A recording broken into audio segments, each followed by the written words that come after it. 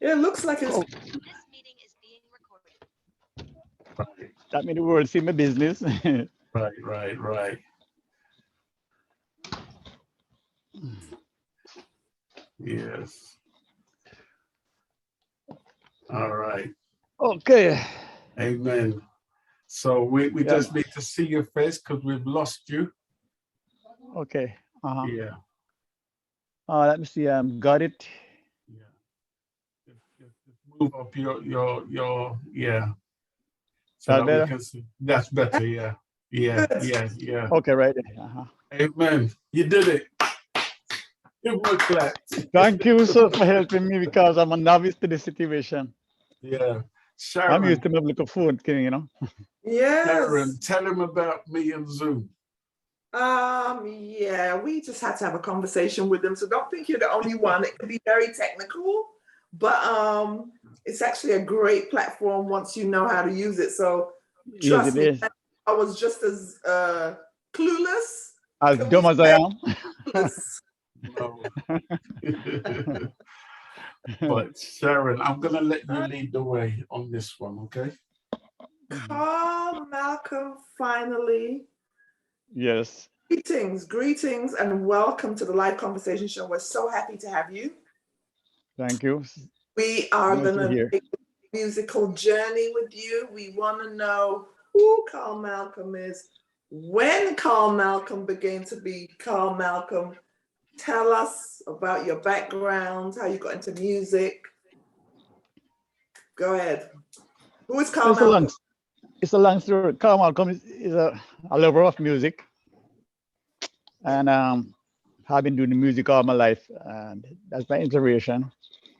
And I'm a writer, mostly a writer, Mhm. and I'm given the gift where I can write and express in songs. So it's about it. Where Mhm. I started back from as far as I can remember. As a little child, started writing poetry, little Ah, poetry yeah. like that. But I didn't realize it was like, heading Mhm. towards being a musician. But I knew I had to do something in music because that's where my passion was. Right. And then I started singing everything that I could hear on the radio. Those days was people like the older singers like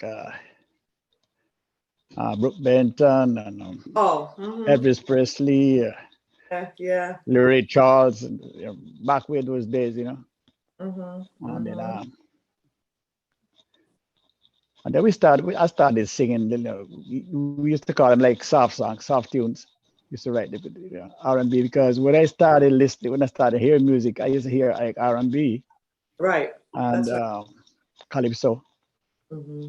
Now we started from the Methodist long before ska and reggae came in. The mentor. Right, right. Yeah, we started mental. So, Hmm. Hmm. but I think what inspired me, that my people used to have a store. Well, we call it store now, but them days a shop, like a corner shop in Right. Hadisland, and they had every Friday night they have little people from around the area would come with little bamboo socks and little Mhm. self-made guitars and stuff like that. And every Friday night they would come and jam in the store, play dominoes and draw off and gamble cards and stuff like that, and drinking was going on. So from that, it was like a party vibe every weekend. I look forward to that. And then Right. Now, I was, what was you that? know, Give us a time frame. Like, what year was that? wow, that was way back in the early 60s, 50s, late 50s, Okay. because I remember 51 Storm. So you see, Ah. I go way back. So that was early 60s. Mm-hmm. Um, yeah, late 50s come early 60s, Mm-hmm. and that's when the passion started, materializing, I guess, because it Mm-hmm. was always in me to look forward to that weekend when they have every weekend when they have that thing happening. The people coming and started have the little Yeah. concerts here and there. And Yeah. that time Yeah. it was much of a singing thing, was mostly instrumental thing. And the singers who would sing like a mentor type of stuff. Mm-hmm. I could go to Lane Street Market, now that quarter would sell them kind of songs like that. A lot of folk songs and stuff like that. And then Yeah. Calypso start coming in, so I start singing Calypso songs, and then it started from then. So you're coming from the days of the Jolly Brothers. Long time. Yeah. I was about The to days say, when people used to make their own guitars and make their own bamboo pipes, bamboo saxophone from bamboo and stuff like that. Wow. So I've lived three generations. Right. So, That was a remarkable year for, especially when music evolved very, very quickly in Jamaica, around stemming from the 60s, because as you mentioned, you had mental, you had, I think they used to call it blues. I don't know which one came first, but it was mental. yeah, I think blues was is very strong those days. Yeah, blues is very strong. Like you have R&B, you have country, blues. You have, of course, you had the I think it was salsa, but I didn't know it was salsa then. We call it Mexican music, kind of merengue type of thing. Right. Yeah.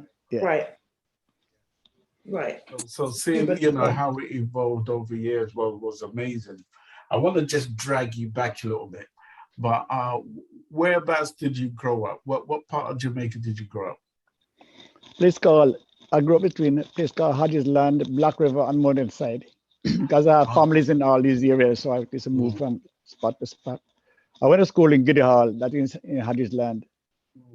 Giddy Hall was my first school. And then I left, and family broke up from then. I went and lived in Modern Side. And Modern Side is Elizabeth.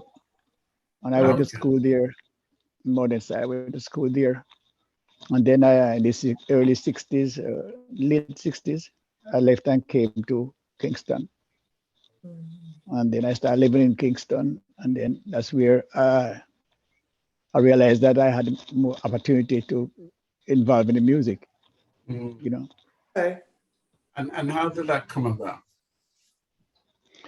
That came about by just realizing that that's what I wanted to do at the time. About that time, I started realizing, yes, this is what I want. So I started finding out about the producers and how it goes, and always go to different people with my book. Right. I have a book called Dictionary of Songs. I started writing a lot of songs from then, and have an index, put like days when they were written and all these different things, have filed properly, because I'm that type of person. Right. Took the book to a lot of people, and some people like it, some people didn't like it. I got involved in singing groups, like we formed a group called United Brothers with me and Al Brown and Pearlie Hamilton. And they were the better singers. I was just the one behind pushing and doing the writing, but they were the better singers. So every time we went out for audition, they would choose them over me. So my voice was like a high type of voice, and they didn't really want that type of voice too much. So like when they're trying to audition people for bands, they wouldn't pick me because they wanted somebody with a versatile voice, like, could sing some Dennis Brown and some deeper thing. But my voice was a high type of pitch, so it wouldn't. They would have to have other singers in the band. They wouldn't just have me alone, So, Right. So they would reuse me. So every time I never had a chance to get into most of the musical groups, Right. But So take me back to that same era. Who were you listening to on the airwaves while you were trying to make a name for yourself? Dara Wilson was my idol. Okay. You see, Dara Wilson and Wilfred Williams, Edwards.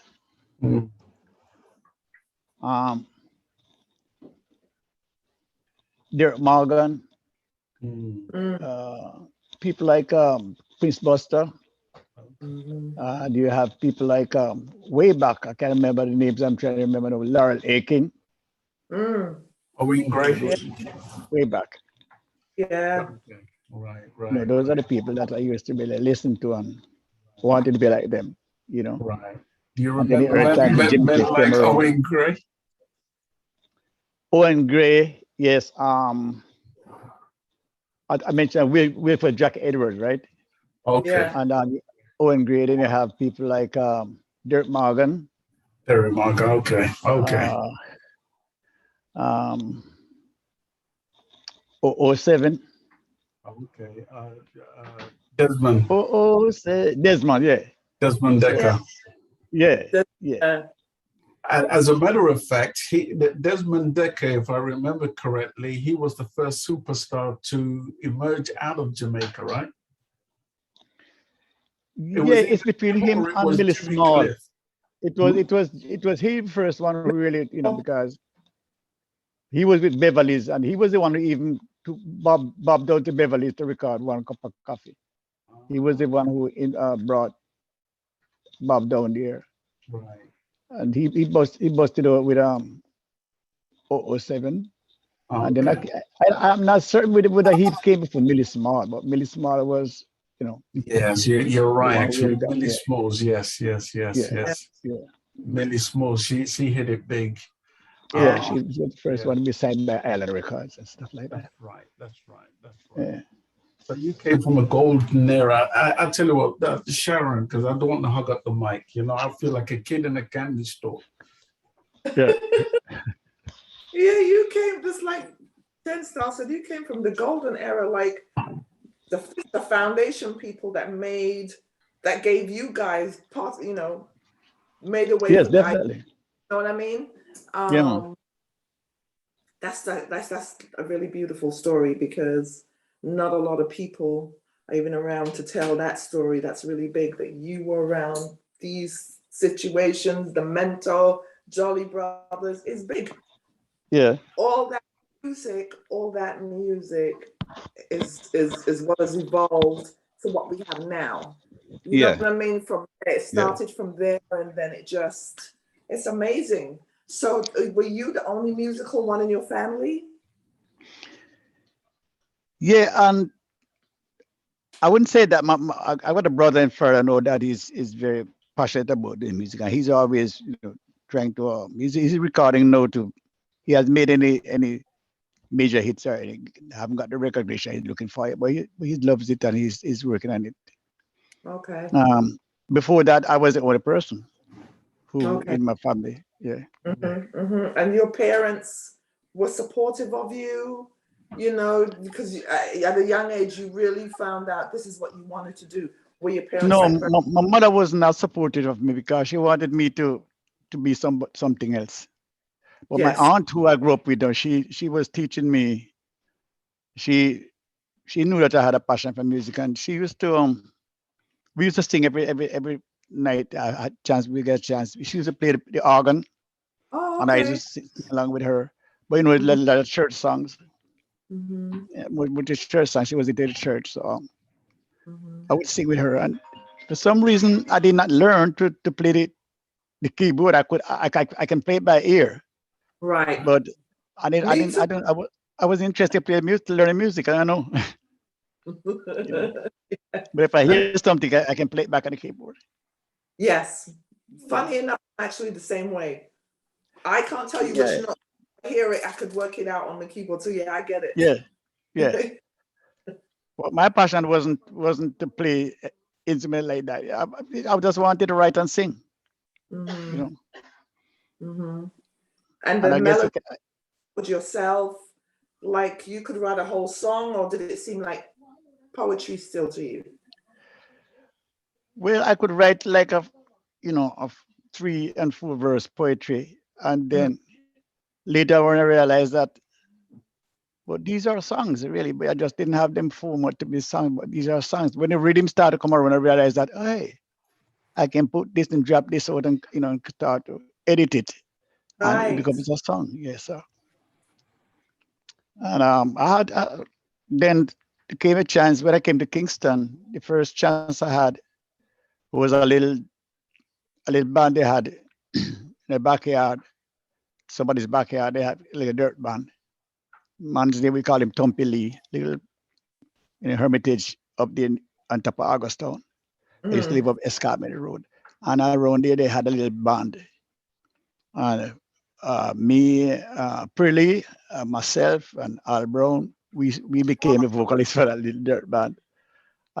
That's where I really felt the love because I remember one time we went up someplace up in the hills, Irish Town, some backyard party they had up there, and man, I was like a star up there that night. You know, went up there singing and people clapping. Man, I felt like I was something big, you know. Yeah, yeah. And, I realized that I can't turn back from this. This is what I really wanted to do. And from that point on, I started looking into other promoters and recording artists and stuff like that. And then this guy used to live in my neighborhood, Rudy Mills. And he did a song like, "Oh, what a long story." And because he was next door to me, you know, that made me feel like, oh my God, you know, if Rudy can do it, I can do it, you know. Right. So that was motivation for me. And I was still writing. And then we got involved. Al Brown started to sing with a band called Mighty Volcanoes at Tit for Tat Club up there in Redlands Road. And I used to go up there with him just to, you know, being a good friend. We always go together everywhere we go. Right. And then one day, the band leader, Mr. Little Harvey, he wanted to do Oobla Dee Oobla Da by the Beatles. Beatles, right. Yeah. Oobla Dee Oobla Da, life goes on. Yeah. La la la la, life goes on. So I was there in the rest of the room singing it, and they're playing the music, but I didn't know the vocals for it. So they heard me sing it. So I said, he can sing it. So the man said, he can sing it? So yeah. He said, come and sing it. So I went out there and I blast that song, man. And so for the next 3 months, I was singing that one song. Right. The man said he could afford to pay me as a vocalist, but I didn't care. I found my way up there, and every night I was there for that one time to come for me to sing that one song. And then I started doing harmony, you know, started doing harmony, and then I got more into the group after the year. As time goes by, I started to get more and more in demand. I started singing more songs, and until I started doing about 3 songs. No, hey, big star. No, 4 songs. Hey, big star. Until Coxsone used to come up there, come drink, you know, Right. Coxsone Dodd. So I used to pester him. I said, Dad. Everybody called him, you know, Dad, Coxsone Dodd. I said, Dad, I got a song, you know. I got some music, but he was always watching me up on the bandstand singing. Okay. So I guess he saw something in me, even though, you know, saw something in me. He said, well, I must come down to the studio on Sunday morning. And he always have this audition at the back of the studio. Went down there and he auditioned me. But there was a lot of people outside waiting to come in. And those days, somebody have to know you for you to even get inside. Right. For you to even get inside the gate, people have to know you. You have to know the gate man. The gate man have to know who you are. Blah blah blah. But Coxsone said, "Let him in." And I just walked like a big boss. Went inside it. Took to the back of the building and said, "Start sing, Father Free Us." And I sang him, mash them down. And so he liked Father Free Us. He said, He said, go inside the studio. I said, go inside the studio. When I went inside there, I saw Leroy Stiblis. I saw, it was Jackie Matthew. And I think it was, not Jackie Matthew, it was Bobby Carl Fat, Bagger Case, and some other people they were in there. Bagger Case, so okay. Bagger Case, play Okay. bass. Okay. Okay. And then I went in and they laid 2 tracks for me. And then I didn't understand that those days were 2-track recordings Mm. They put everything on one track and they'd have one more track, and that track is for vocals and harmony. So if you want to do harmony, they would put the microphone, set the microphones where the singers would Right. sing, but they pull you back if you sing too low. They will pull Yeah. you back. Yeah. You know, Yeah. everything is gonna be mixed right then and there. Yeah. Yeah. Hey girl, hey, can you?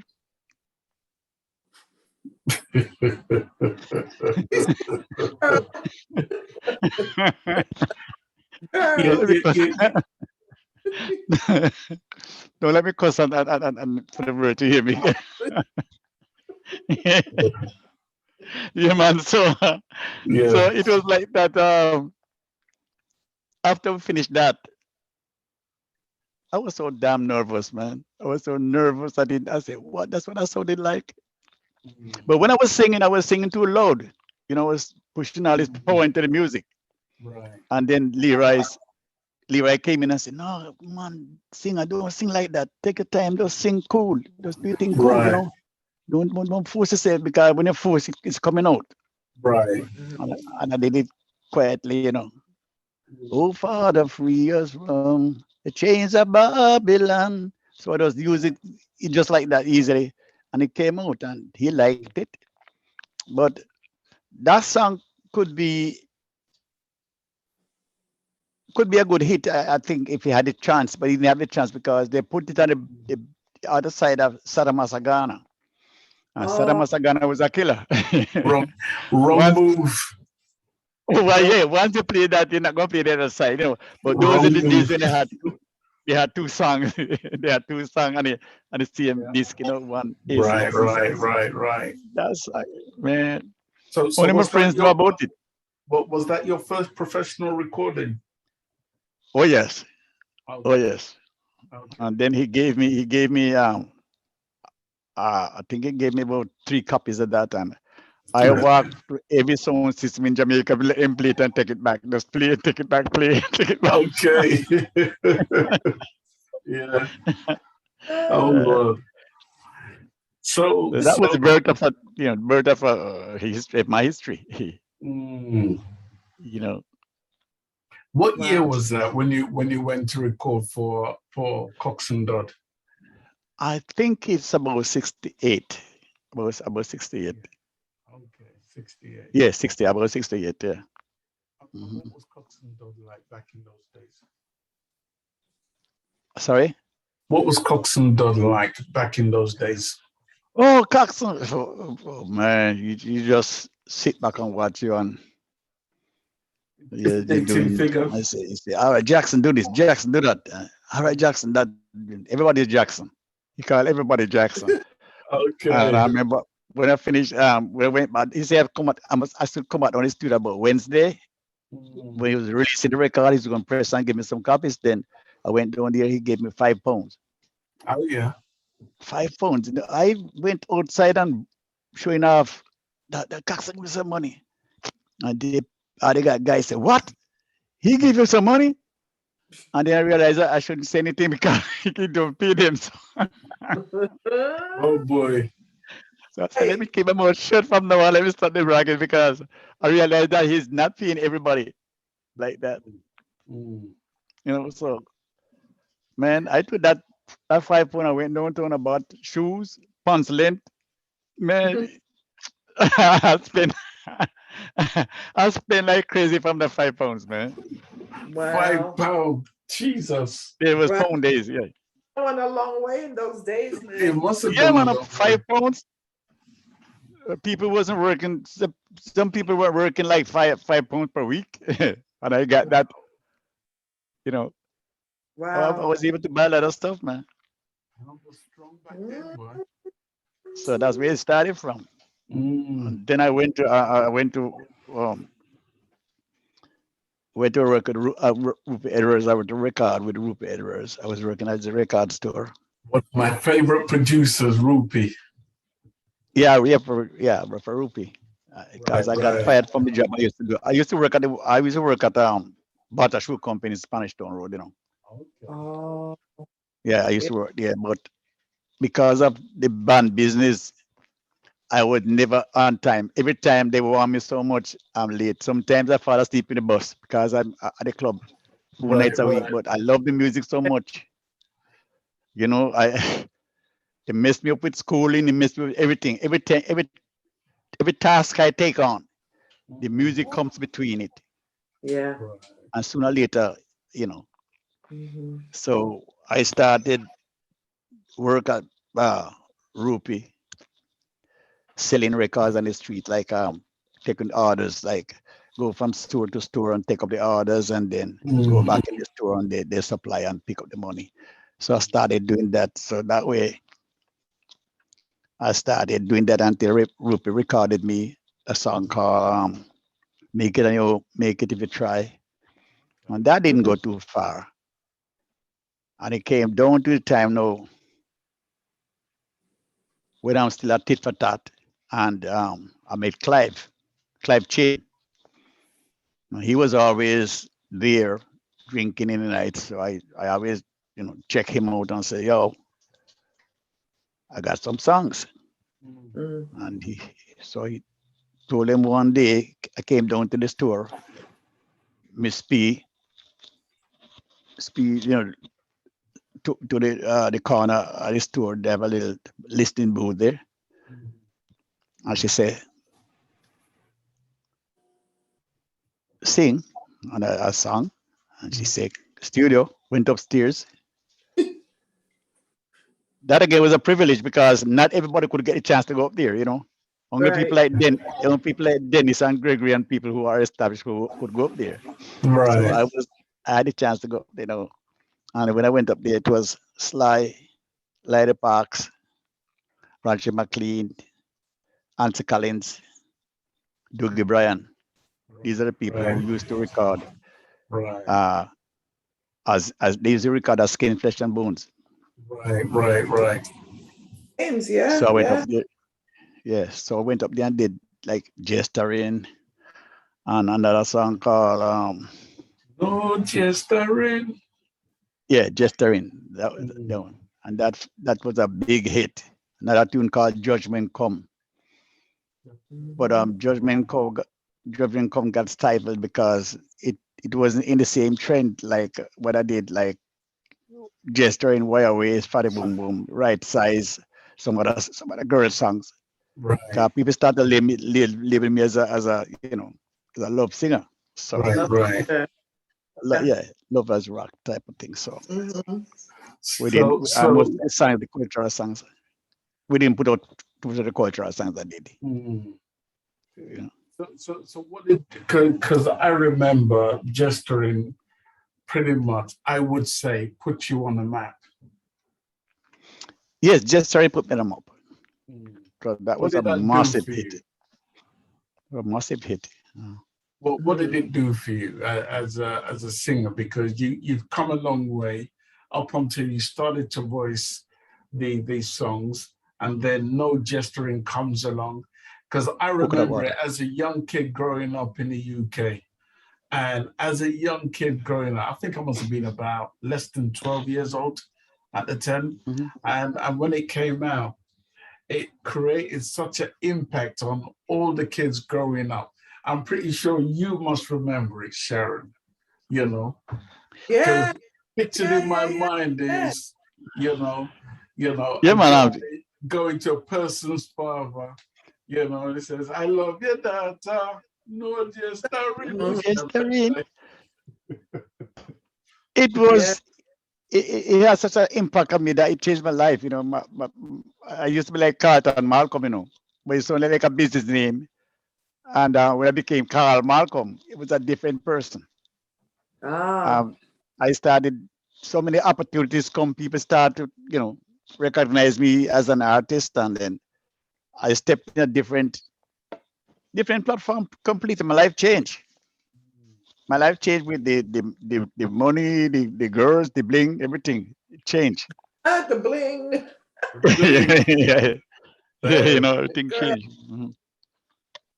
Yes. Over to you, Shaza. So Yeah, as you said that, you know, you're getting noticed, the money, the bling. Did you have an understanding at that time how royalties work? Like you got your songs out there. Did you have an understanding of how the music business works at that time? Because you're now in the mindset of, yeah, man, I'm gonna make it. I'm doing this. This is great. But the business aspect of you, were you aware of royalties, publishing? Did you know? Yeah, because what will happen between that time things move from stage to stage, you know. Mm, Like until I was working with Rupie. Then I remember I left Rupie's and I was working at Gillette Corporation. It was a razor blade factory. okay. And then I was like a treatment specialist. Like you treat the razor blades, you know, you treat them with Oh, nitrogen and stuff yeah. before they packages. So because you know those blades have to be sterilized. And so Right. I was in that. They taught me to do that, and I was in there doing that. All right. I started singing then between there and tit for tat, and then because I remember sorry, I remember that's the time I left from the factory. I went down to run this. So what I did was recordings. I was working still. So what happened? My boss, he used to drink down Sheraton every night. He would leave the factory and he would go and drink down Sheraton. And his friends were people like Sonny Bradshaw. Sonny Bradshaw was the head of the Music Federation. And Mm-hmm. so Mm-hmm. because I was very successful artist working at the factory, it was good for them. They didn't want to leave. You know, it was like, hey, I gotta start working here, blah blah blah. So he said, Yeah. my boy is doing well. My boy is doing well. So Sonny asked him, am I protected? So we didn't understand what it meant. So Mm-hmm. he said, did he protect himself with his right? What about his publishing and all these different things? So my boss came and took me to the office the next morning and started talking to me about publishing. I didn't understand. So he said, well, Sonny Bradshaw said must go down to Ted Powder at Federal and publish your songs. So I went down there the next morning and I published my songs. Wow. So I got in with the publishing. It was a good thing because after I finished publishing the songs, a man came from New York one time, Morgan, and they wanted me to sell them the rights for £7,000, something like that, $7,000. So Mm. I went back and told my boss. My boss said, no, they don't. If they can offer you that a lot more money, you know, Right. to be gotten Right. from that. So he said, don't fall for that. So I say, okay. So he said, you need to get a lawyer. So he sent me to talk to KD Knight. KD Knight was a lawyer then Mm-hmm. before he became a politician. And then I went to him. So he had all my contracts signed up and looking for my stuff and blah, blah, blah. So luckily for that, I'm protected from those days. If not, I would have gotten scammed. Because Wow. I'm, yeah, because I remember when I went to England Mm-hmm. to do the album when Fatty Boom came with and make a big hit in England. And they took me to England overnight to appear on Top of the Pops. Because Wow. there's another group called the Diversions who did a version of Fatty Boom Boom. And it Okay. was riding on the charts. You Ah. did the first So Randy's version. realized, Are you responsible for the first version, right? yeah, that's my original thing. Yeah, they did it You over. didn't you write that? Yeah. Yeah, you right, right. Mm-hmm. And so Mm-hmm. when I was recording that song, there was a guy in the studio changing over the machines. They used to record an 8-track. And now they started bringing in 16 tracks. So this guy Mm-hmm. Paper Rush from England came down here to set up the 16-track board. Mm. And while he was setting up the board, I was voicing. It was Oh. Errol Thompson in the studio, Mm. and he liked it. And so he cut a dub plate and sent to England because he had a group in England called the Diversions. So what he did was send it track to them, and they liked it, and overnight they recorded it.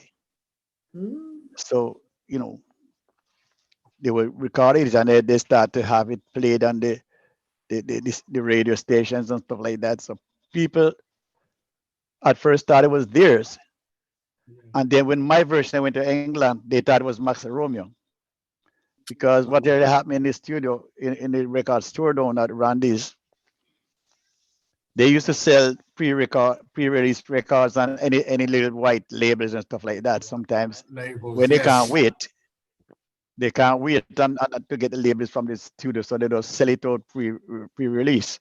Right. So the girls in the store now, they had some labels. It was from Maxi Romeo. The labels from Maxi Romeo label. And they were supposed to take a pen and mark it off, mark it off. But Right. they didn't do that. So it came to England with Maxi Romeo label and Carl Malcom voice. So people thought it was Maxi Romeo. At the time, you hear that tune called Wet Dreams. Yes, I remember that one. Every night I go to bed, I have wet dreams. The kind of song. So Remember that. they thought it was that type of song. So Right. big mistake, big mix up. Right. Big mix up. And did you get your dues after that? My dues? Yeah, for the song. Oh yeah. My publishing is good. I came to England and signed up to PRS. Okay. Performer Society, and they took care of me. So good. luckily I did that, because I would have lost a lot if I didn't do that. But if I didn't have a lawyer, because when I went to England with Vincent, my God is good, because when I went to England with Vincent, and they were making a bargain for X amount of money for the album. They didn't want to take the album because the album was split. The album was two different things. When Bob left Jamaica and went to England after he got shot, he left Jamaica and he went to either England or someplace. He was away from Jamaica for a time. So Randy took the band into the studio, and we recorded about 7 songs. So I did about 7 songs with the Whalers. So when it came to England, he tried to sell the album to UK Records. Right. The album was two different type, because Bob Marley band is a kind of roots band. Yeah. Right. Kind of roots. It's a total different probably type of thing I would sing with Skin, Flesh and Bones. Right. So they didn't like the split. They said, no, I don't like the flavor. I'd take this side of the flavor with that was with Slide them, Slide and Light Parks, and I would take this. Right. But I don't like I don't want to take this, I don't want to take this side on the same album. So they decided, okay, they just take off 2 songs. They just take off For the Boom Boom and one called Sabotage. And Sabotage was done by the Whalers group too, yeah. But instead they like that one. And that's the time I realized that there was big money, because they offered, I think Randy was trying to get 100,000 from them. Wow. And they didn't want to get that much money. So they said, okay, they give me like 36,000 for the Boom Boom. Wow. So a lot of money back then. I was sick. I had COVID then, because I was sweating. You didn't know how to handle the money. I was sweating. I had ego, I had olive fever, man. What talking about? Jesus. So Eric and they were trying to take half of my publishing. So it's a lucky thing that before I went to England, my boss sent me to talk to Katie Knight, and he set me up. So they couldn't. That's what the contract. They were mad like crazy, man. Turned blue, Yes. Turned blue because he couldn't rob me. So what happened now? But the next week, they cut all the contract. Then when they put me on top of the pops, I didn't do good. I didn't do good because I was so overwhelmed and not ready. not really for a platform like that, because number one, I'm accustomed to Marco rubber dub group, like we slide them and thing. They send me to England and they put me with this 60-piece orchestra. Okay. Now, these people sit down reading scores and playing tom tom tom tom tom tom. Man, he come like man, listen to me. I said, no, I can't work. So I was nervous all the time looking around, and so the people could see that I was comfortable. And they But start you know that's a big deal, right? With an orchestra. Very big deal. Very big deal. What? Very big deal. But not big enough for reggae music at the time. Yeah. Right. It was So that yeah. no, they understand it better now. But those days, it was people just write out the music and play to the music. And reggae music is not music and scores. It's music from feeling. Yeah. You know, reggae music is not a music you can adapt and get that feeling. You won't put that feeling into it if you just reading it from scores. It's something you have to feel. So you know, and so I didn't get the feeling from the band. I was lonely because I used to my band and I'm working with total strangers now. Right. It wasn't good. So I didn't get it. So were you in the UK? Were you living in the UK, or did you come just for work purposes at the time? I just came for work purposes. Work purposes, okay. Work purposes, yeah. And so let me just drag you back again to even when you did no gesturing, which because the label that I had it on was Trojan. Was that the original label, or did you voice it for somebody else? No, it was Impact, but they released through Trojan at the time. Right, okay. Trojan, so there was a subsidiary label then. Yes, and even Wireless was on Black Wax. Black Wax. Okay. Top. So you know, you have so different labels. Sometimes they Right. record on one label in Jamaica, but they we call subsidize or we call it. They give it a different distributions. Distributors take it over in different areas of the world. Tell me about that. I just want to keep you in that era of time just for a little bit, because you sang some really great songs which grabbed especially if you can grab the imagination of a kid, you've made it, basically, because every kid will want to play that. I actually bought my version of your song from a record store called Burning Sounds, which was on the Harrow Road in the UK, and it was Redman, who was the revival champion around about them time there. He sold me the record, good friend of mine. He's now retired in Jamaica, and he sold me that song, and I couldn't wait to get home to put the needle on that record to play that particular song. Till this. Which song that was? That's your song, No Gesturing. Okay, Gesturing, Yeah. Tell me about that song. What was going through your mind when you wrote it? Roughly, how old were you when you wrote that iconic song? Because as soon as you explain that, I'm going to play a few bars of that particular song. That song was a true to life, but not just experience for me, although it happened to me later on. But I've been seeing things that happen. Like if you were born in the lower part of Kingston, like you were, let's say ghetto, but I'm not really from the ghetto. I wouldn't say that, but from a lower class, you know, you have the upper class. So if you want to talk to a girl from Beverly Hills, and you live down, you live in Uptown. You know what I'm saying? Uptown. Yeah, Uptown. The serious thing that, you know, I mean, society wouldn't go for that. Right. You know?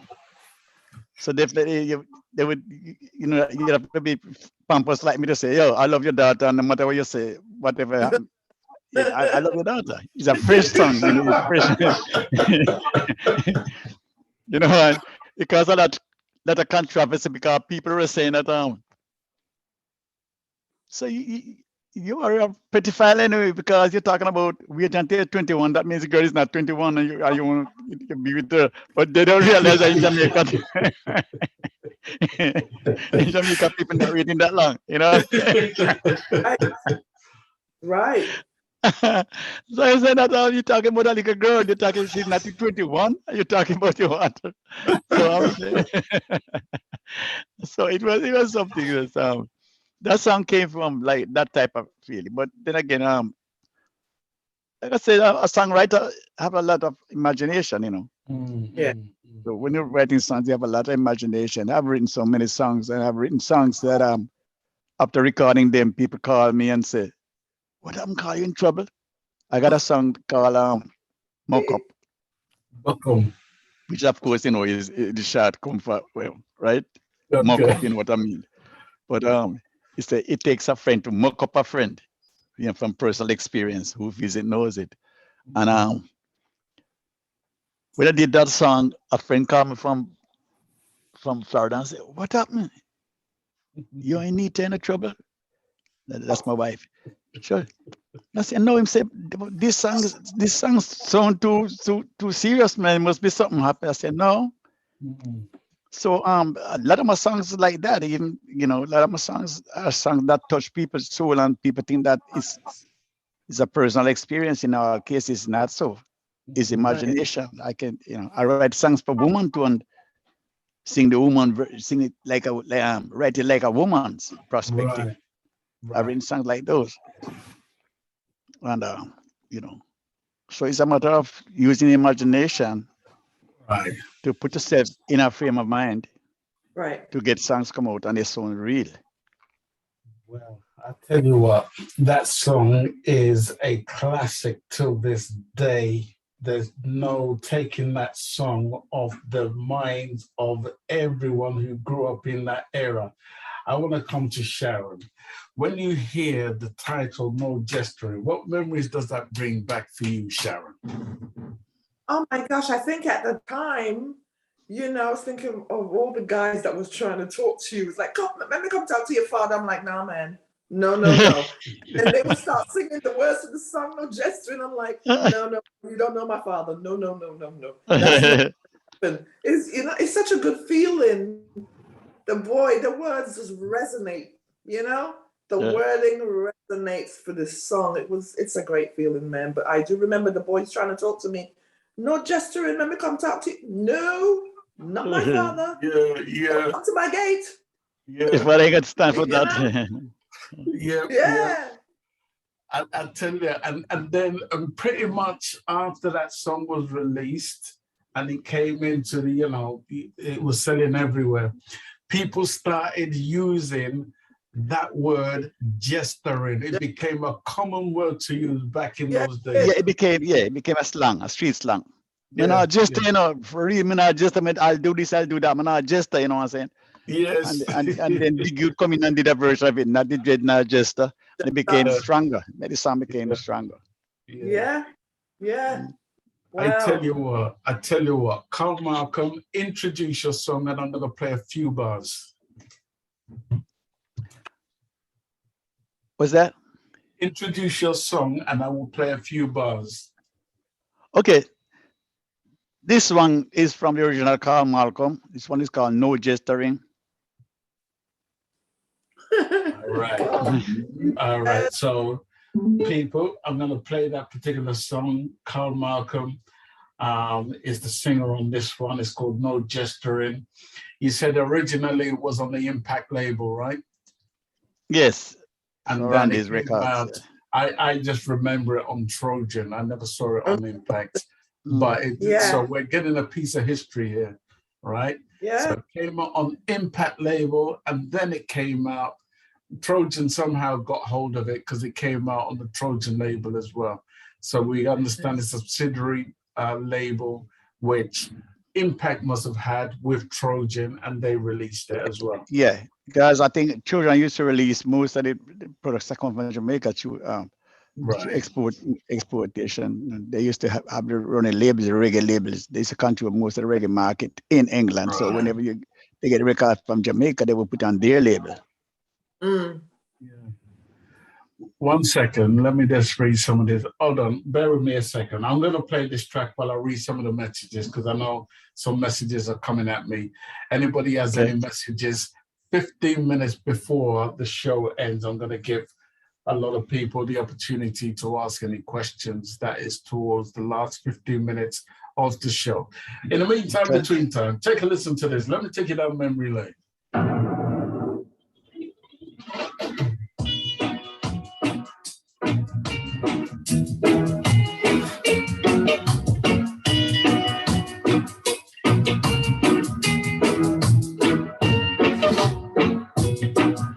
G's mother said that I should leave her alone. But how can I do that when I want her in my home? I've watched her change from bars to bars, and now she is my side. So how could I forget her now when she can share my life? Mommy, I love your daughter. No gesturing. No one can keep me her. It's no gesturing. I think a lot of us men had that no gesturing a moment in time. Yeah, definitely. Yes, true. Yeah, Very true. Really happening. Well, that's I like to write songs like those that can resonate to people. You know, if people can relate to it because it's a way of life. Really, it happens so often. You know. Yeah, And that's why the new generation. Sorry, even though the new generation is catching on to songs like those, they last a lifetime. You know. Right. Most of the songs that we put out, in my era, they're lasting songs. Like the lot of singers come out, not the little guys come out in the 2 days, 2 months, they're gone. That's Our songs last forever. Now, back in back in those days when, that song was firing, I know you were riding high in the charts.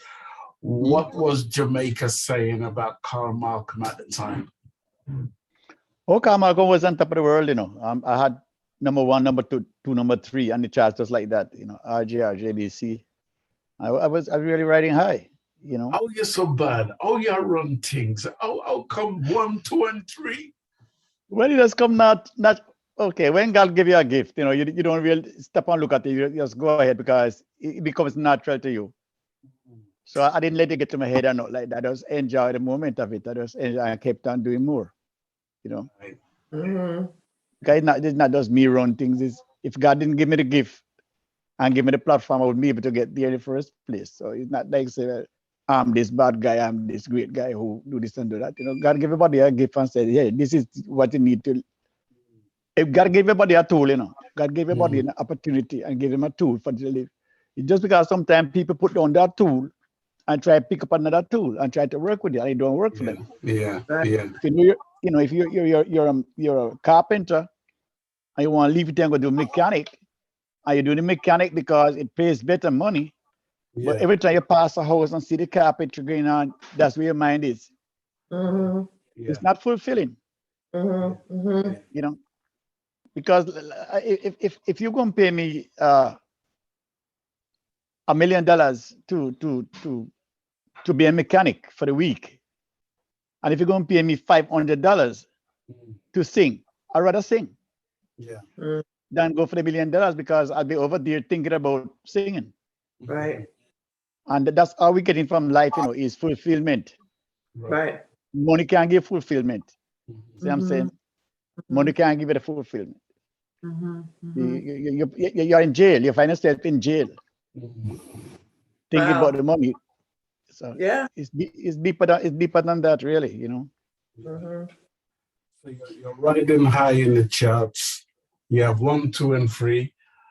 Miss Wireways must have been one of those, right? Yeah, Where was Tell me about where that song came from and the idea behind that.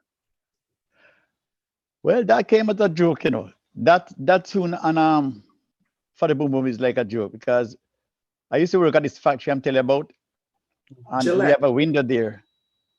And I used to see this girl from the office walk past every day, costume girl.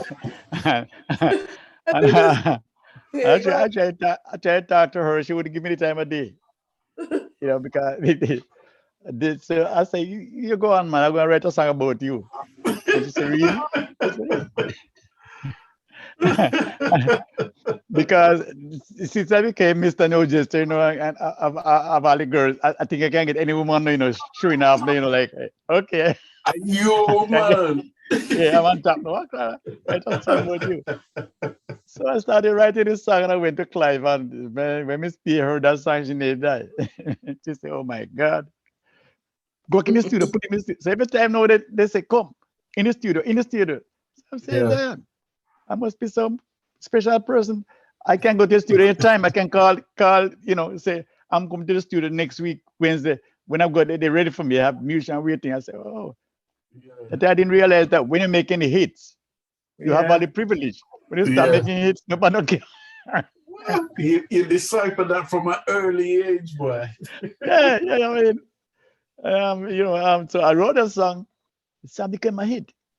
Then after that song became a big hit, now I remember about 3 fat ladies, big ladies, see me on the street.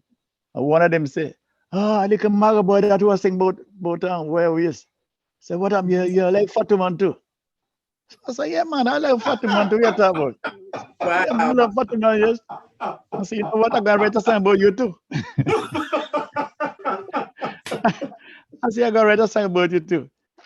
But it's funny because the time when I went to the studio and lady tracks, hey fatty boom boom, sweet sugar dumpling, there was a certain amount of when you're in the booth and you say engineer, you're watching his face to get approval whether your song good yes or no, Yeah. And when you look at his face, the face light up, and he started to rock and enjoy music. So I said, damn, music sound like it's good, it's good. Anyway, the same guy I'm telling about Pepe, he was in the studio. Yeah. And at the same time, he got that thing and sent after England. But I only did 2 verses and I wanted another verse, which I didn't write it. At the time now, I tell Clive, look, I'll come back the weekend and finish it. I'm going to write another verse for this song and come back. When I came back to do the verse, they released the song already. Miss P said, no, the song is hot. Miss P says, the song is too hot. She took it downstairs. You record upstairs and you come downstairs. And she took the dub plate down there and play and our sound system and a stereograph sound system and all these sound system they want cut off it right now. They want it right now. So people get greedy and put the record up before it even labeled properly. Wow, look at that. Imagine. Now remind me, because I don't know why, but something in my mind says there was 2 different versions recorded.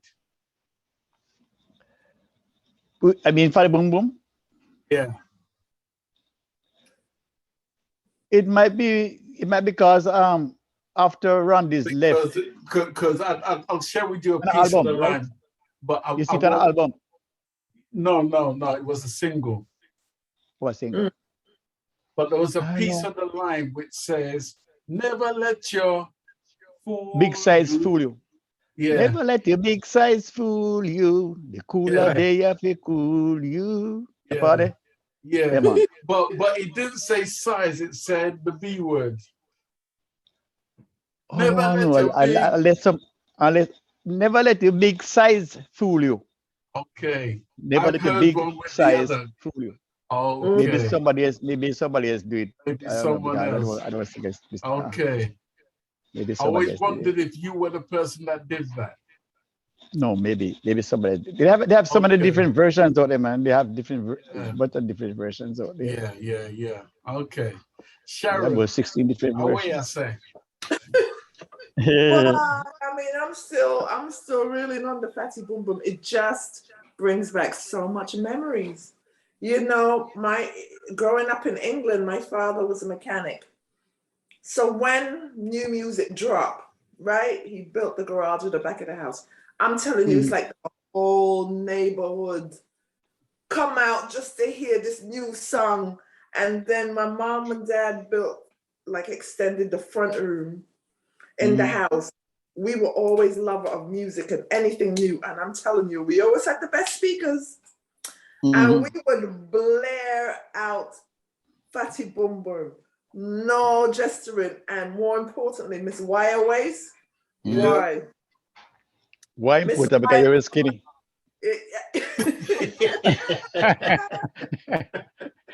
That's That was your song. Wire Waist. I'm saying now it's so funny because now, you know, all these women are really trying to get this look of wire waist, a look of wire waist, you know, and a big bottom. That is the thing now. And I was like, you know, if you run that song now, it's still be a hit. Because it's pertaining to what is happening now. Everybody wants to look at wire waist. Yes. And the big bottom. The big bottom, yeah, man. Yeah. Just imagine, Carl is the man responsible, you know. He's responsible. Now you started. Read. From those days, man, years ago. Plant the seed, still growing. Yeah, man. Amazing. I think it's amazing that, and I'm so happy and grateful to God that you found out about your publishing, you know, distribution. It is a blessing because I'm sure you've heard many, many, many artists. For the love of music, they just wanted to be out there. Yes. You know what I mean? Just wanted to be out there, not paying attention to the background. And so many, too many was ripped off. You are so blessed. You are so blessed. I was blessed. I met the right people, and right people, you know, gave me the right idea, they gave me the right advice. And I'm still I listen a whole lot to, you know, when I'm out there among the bigger heads and they're talking about music, about the touring experiences. I listen. And I say, okay, I wonder what this is about. And I listen and try to, you know, we didn't have the opportunities to go into Google and check all these different things. Right. But my Google was older artists, bigger artists, ask them questions and listen to what they're saying, you know. And some of course didn't even know about some of the questions I'm asking because, like you were saying, they were stuck into the habit of being an artist and living the life for today. And it's sad that so many of them right now, I go to Jamaica and see some of the artists I used to look up to. Yeah. I know, and I'm not looking down at them now, but they're really down there, and I'm saying, my God, this is distracting. You know, this is kind of weird because these artists, I thought they would be, you know, really living better to the legacy they put out there. But they didn't know better. They were exploiting every way. Right. Yeah. And I think because they didn't know better, people took even more advantage of keeping them in the dark. You know what I mean? It's very. There's too many artists out there like that. It's sad. It's sad. Yeah, you have producers from those days. We won't call name, but they have like 3,000-4,000 songs to their credit. Right. They haven't written any of those songs. You know, people just come in and people glad to sing. Like I went to Coxsone, I did 3 songs. Luckily, I had my songs published. You know. Even though the songs didn't sell a whole lot, like Father Freers, you didn't see it out there selling because of the publishing. I got my pay. Right. Even though the song wasn't popular, I still get paid from it because it was sold on a record that's being sold and publishing come out for the same record. So if I didn't have publishing, I wouldn't know. As a matter of fact, I didn't even know that song was. I've done songs that was popular in England, a song called Repatriation. And I didn't know that song was popular in England. You know. That was another huge song. Yeah. I didn't know it was that big in England and Germany and other places until people from out the world start coming and say they want dub plate. I said, wait, this record, you know this record? They say, yeah, they want dub plate of it. Yeah. And when I was in England the other day, luckily I called people before and I said, what songs do I have in England? When I was touring, you know, 19, was 19? Yes, 19, 20, 19, when I come to England. They say repatriation. I say repatriation. I had to go and practice it because I haven't been doing these songs here in America on the bandstand. Right. And it was very popular. People knew it. I said, oh my God, people know these songs. So because of publishing, sometimes you get to realize that your songs are all over the world, but you don't know better. Right. There you go. Right. There you go. Repatriation was a huge song. And to know that even one of my favorite well, back then we used to call them toasters, right? And one of my favorites was Rankin Trevor. He did a counteraction too. Were you in the studio doing that together, or did you just mix that together? Yeah, and the extended version, yes. Share the experience. Voice pipe, that chat shooter one, yeah. And I don't know. That song was labeled wrong because that is not really Rankin Trevor did it. It's Barnabas did it, you know. What? It was Barnabas did it. Barnabas, you know. Rankin Trevor. Rankin Trevor and Barnabas were two good friends. They were always at the studio on Channel 1. Okay. So why they put Rankin Trevor and not Barnabas? I think Rankin Trevor had a name out there and more popular. More popular, but his ranking is really ranking. Is Barnabas really did that song? Yes, I am. Yeah, because I don't. Producers put the label wrong. Put it out there wrong. So that means Barnabas would not got his dues from the record then. Oh, he's not getting his dues from the record because his name is not on it. Ah, see? Crooks. Yeah. You don't get his dues Sorry from the to record. say crooks. Yeah. So all this is. If it was a situation where I had control of it, I will make sure he get his royalty, but I don't have no control of it because I didn't sell the rights, but I released a record to export with Soul, a brand new Soul. He was the one who bought some copies and then took it to England and exposed it in England. So I just sold it as export because every time that that was my personal thing. I'm a Cancer Kid label. So when I did that, now I export a record to Soul, and he took it up there and had it exposed to the English market, and became a good underground seller, big underground seller. But Barnabas' name is not on the record. When I saw it, I said, Rankin Trevor. It wasn't Rankin Trevor who did it in the studio that day. Wow, look at that. Damn. Well, let's play a few bars of that particular song. At least we're hearing the real history behind the song. And if, I wasn't curious enough to even ask you about the tune there, I would have gone thinking that Rankin Trevor was the man who actually featured on that song. No. It's amazing because I've reached that, and I don't, just for the sake of people's privacy, but there's a lot of artists from way back who I've spoken to personally that would like to come on my show, but don't want to speak about their story because of the very same thing which has happened to them. Like it's like a deliberate injustice done to them. Yes, but if we don't talk, then other people won't learn. Other people, when we talk our story, it's a way that a lot of us who got swindled, we were innocent. We didn't know what was going on. Nobody showed us. Even great Bob, he got swindled a whole lot from other people. Everybody get messed up. Everybody have a little touch of that. Lucky for me, blessed for me. I would say lucky. Blessed for me, I met influential people who show me the ropes, because people who I was associated with the bigger heads in music business. Right. So that was a loophole for me. And luckily for me, I was working with somebody who let's up keep popping. Please pop in. Bless up. Virgin. Pop up. Yeah.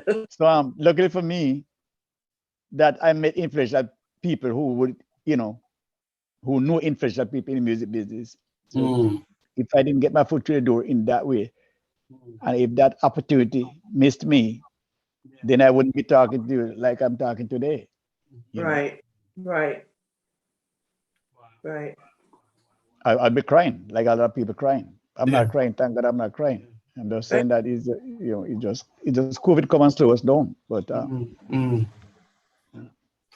well, I tell you what, I'm gonna play a few bars of that song because that song is a huge song. It made an impression on me as a kid, because as a young kid, and here's the funny thing, even when now as an elderly person who's thinking back to the days where my mindset was at, thinking about, I'm listening to these songs, repatriation. I'm thinking about, us being back in Africa, all the things that you would think about as an elderly person. I'm actually soaking in this message and understanding the importance of these messages. This is what reggae music meant to me at the time. So I've got to salute you for this particular tune, which made a huge impression, not just on me, but people who, as young as I was, from my generation way back. Yeah. I'm pretty sure Sharon can attest to that. Yeah, so true.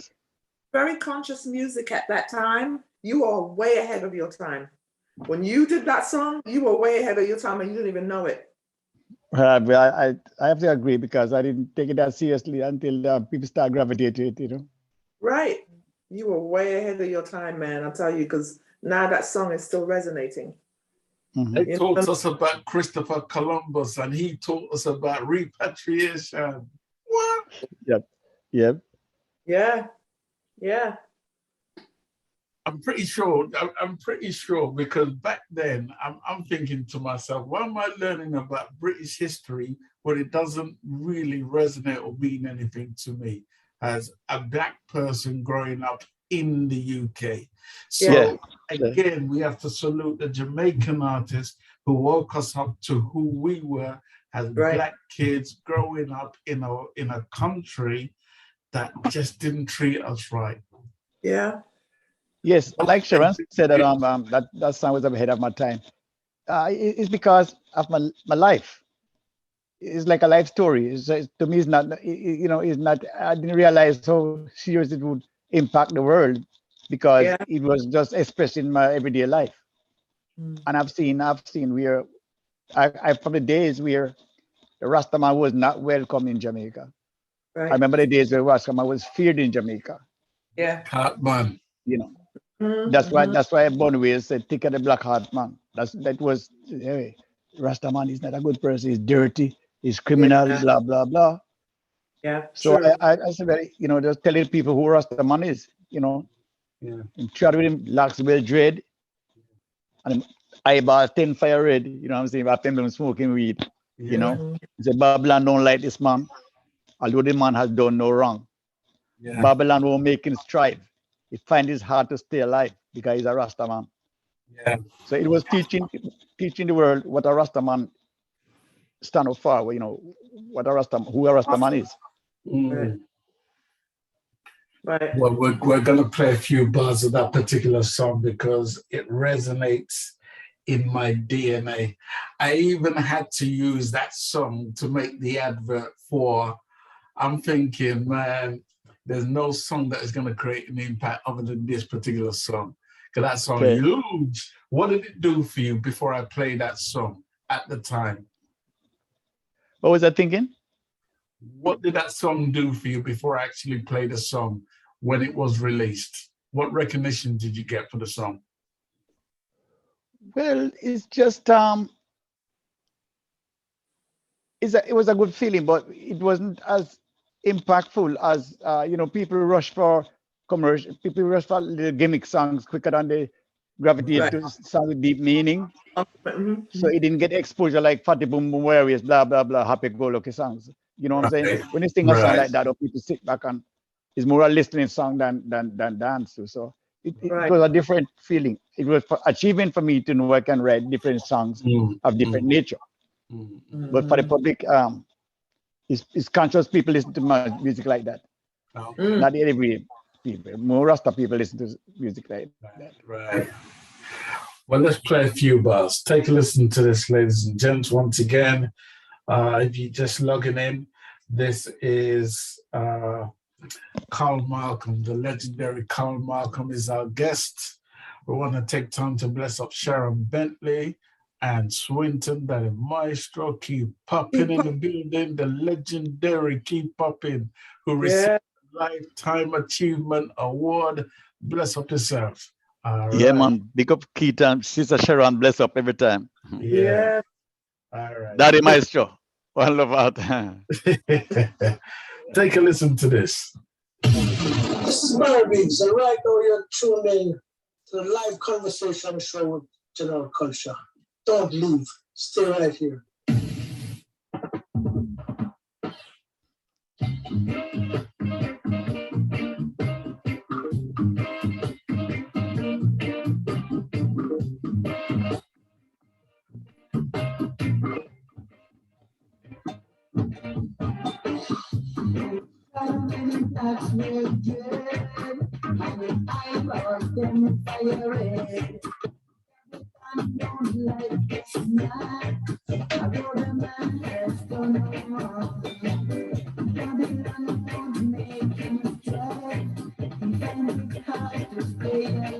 Cause he's a Rasta man, a true-born African. Yes, he's a Rasta man and he's awaiting repatriation.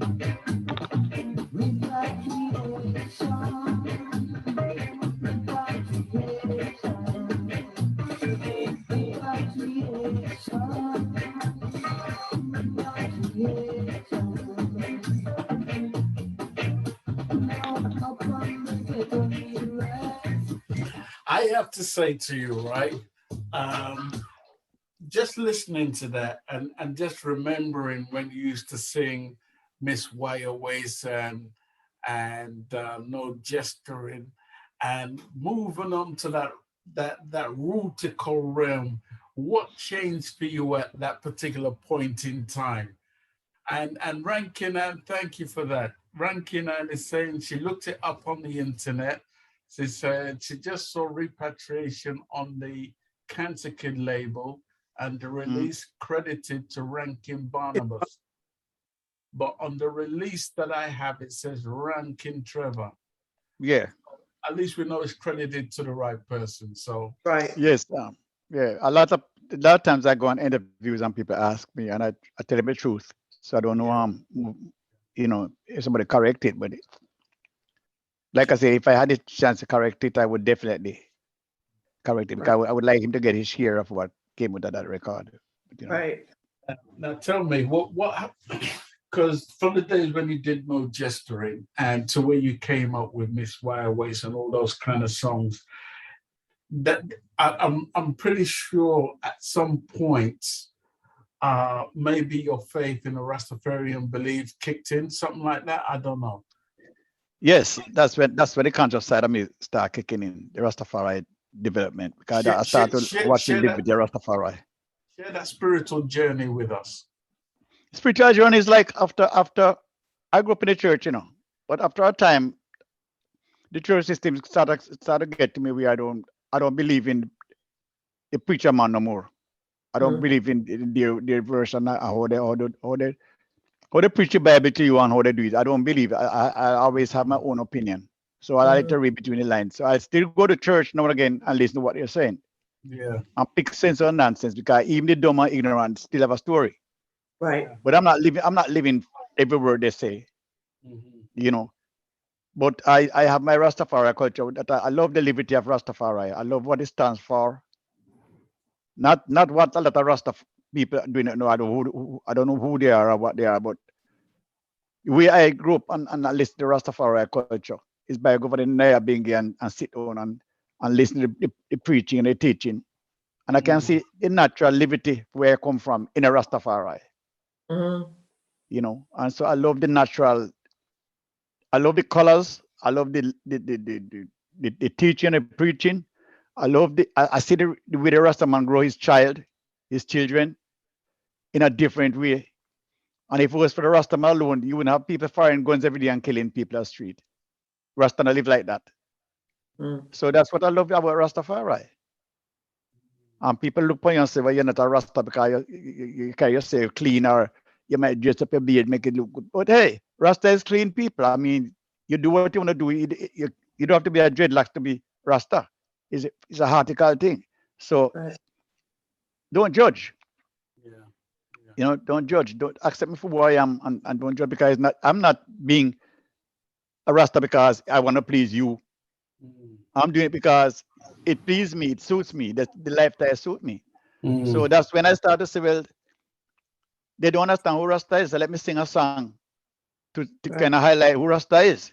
And that's what came up. Tell the world what a Rasta man is, you know, how it come about, you know, what a Rasta man life is all about and things. It's not an easy road. You know. A lot of people say the long locks and it might look cute, but it's not an easy road. We take a lot of beating to get here. We have to stop strong and say, this is what I stand for. Yes. They police look upon us like they want to kill us, they take you on our corner, they beat you and take off your locks and things. I don't know why, because you know, bothering them, but it drive fear into them.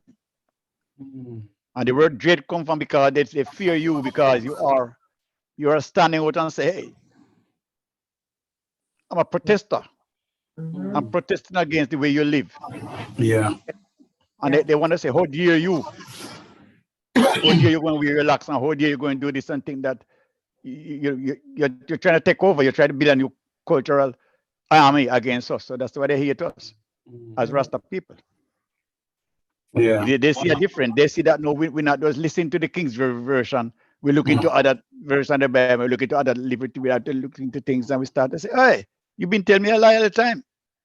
Because we can still produce around us right now. I'm the black and white. They don't like us. So why would they give us a Bible to lead us? See? Why would they give us a Bible, the same book, and say we are going to live by it, and yet they say we're not equal? So somebody trying to trick you. And look, I'm not saying don't read the Bible and don't believe in the Bible, but pick and choose what you want from the Bible and live by it. I know what is right. I know if I take a fire and put on your hand, it's going to burn you. And I don't want you to burn me because I know what it feels like. So what? I'm not going to do it. So I know not to do wrong because wrong won't come back at me. You know, so I don't go about hating people for who they are. You know, I didn't create you, so I have to accept it for who you are. And if you're not my type, then I leave away from you. But I'm not going to really try to hurt you or try to belittle you and blah, blah, blah. I'm going to leave you alone to live your life and I live mine. Well, one thing is the regular man or woman cannot judge another person for their religious belief. It's only God who can judge a person, you know, the right and true, creator, you know. Yeah, man. So we don't come to judge. What I can share with you is back in those days, we heard nothing but horrific stories about Rastamen, you know. There was nothing good I ever heard about Rastaman. However, you know, the picture that was painted to us as kids growing up in the UK was one that we had to be fearful of Rastamen. Yes. And I had an encounter with a Rastaman. And there was this big Rastaman, Muslim, and he had his locks and he's walking down the road and I had to walk to school. And he's coming nearer and nearer. And I can remember my heart was beating. I was like really scared. So I'm like really trying to be careful walking past him. And the man looked at me and he said, Eras. And he put his hand out to shake my hand. And I'm like, he's asking to shake my hand. So I'm shaking his hand. And it was the best experience of my life. This man spoke to me like I was his brethren. Can you imagine? I'm a young kid and he's a big man. Yep. And the initial fear that I had of Rastaman evaporated. Took away the fear, yeah. And something told me this was a distortion of what we were supposed to know as of, you know. Yeah, man. That was my. And then the funniest thing, one of my like family members, like distant relatives that I know, his name was Gus Anya. He had a band which is called Dambala. I don't know if you ever heard of Dambala. Somebody that they were a band that this man who sang Easy, what's his name? Jimmy Lindsay had worked with them. Yeah, Jimmy Lindsay worked with them quite a bit. And we became very good friends with Gus Anya, who was the leader of this band called Dambala. And that was my second kind of experience with Rastaman. And this guy was the nicest person you would ever meet. So every time he had a release, whether it was with Jimmy Lindsay or him, he used to give us the first hot off the press record. So we knew what we heard was just pure lies. Yeah, man, Rastaman is liberty, man. It's love, peace and love and unity. But yet, I was in a taxi in Jamaica, and anytime we play like anything to do with roots or Rasta music or whatever, take off that devil music. It's like, what? Yeah. I'm hearing these things and I wanted to say something, but not being old enough to open my mouth and have a conversation with a person who's saying this is devil music. Oh, we have chat boats. I used to leave that cab. I used to be very, very angry. Like, blind people, man, blind. You know, that Rastaman came a long way during their journey, you know. Oh yeah, man. Yeah. In where it is today, you took a battering. Yeah, at the time he came out, for sure. I remember growing up in England, that really was true. You always heard the negative side. However, like I said, my father was a master mechanic, right? Built the garage in the back. I promise you, all the dreads would come by, and that was my first encounter with them, the most loving, humble. They looked out for you. That was my first encounter. My father never discriminated. Right? They used to say, oh, the dread them and I'm a farty legging and them head, them dirty, them this, that.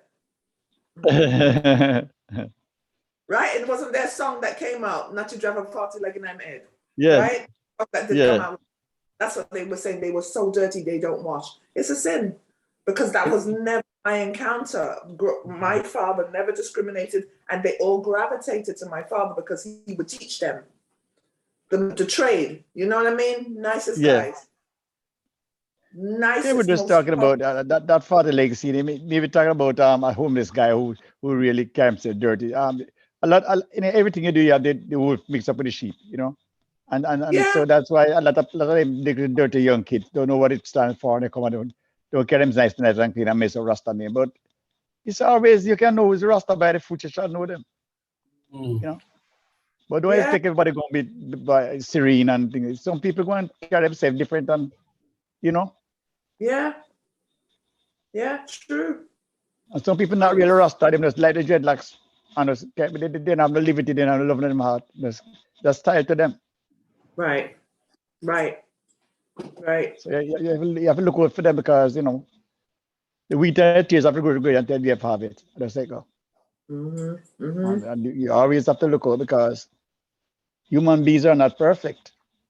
And some will slip along the way and do you harm if you're not careful. Right. So be watchful.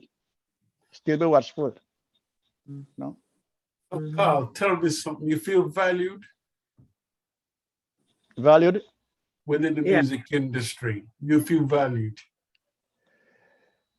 Yes, I've been told that I'm one of the most underrated musicians. People tell me that all the time, but I don't know about being underrated because I believe in God Almighty that give you a space and give you what you're supposed to get. You know what I'm saying? So it's not like say, boy, I'm supposed to get more. I don't know how much more I'm supposed to get. You know, he give me, like I was saying before, God give you a tool to work with. And if you use a tool, then you'll be fulfilled. You use a tool and do what you can do. So I've done as much as I can.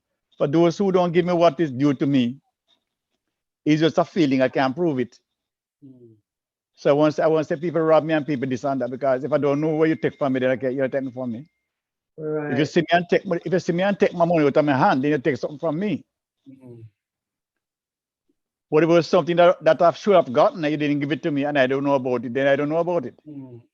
Right. So my values come from thanking God I'm able to put songs out there and people can say, yes, that's a nice piece of work you did. And that means I fulfill a purpose.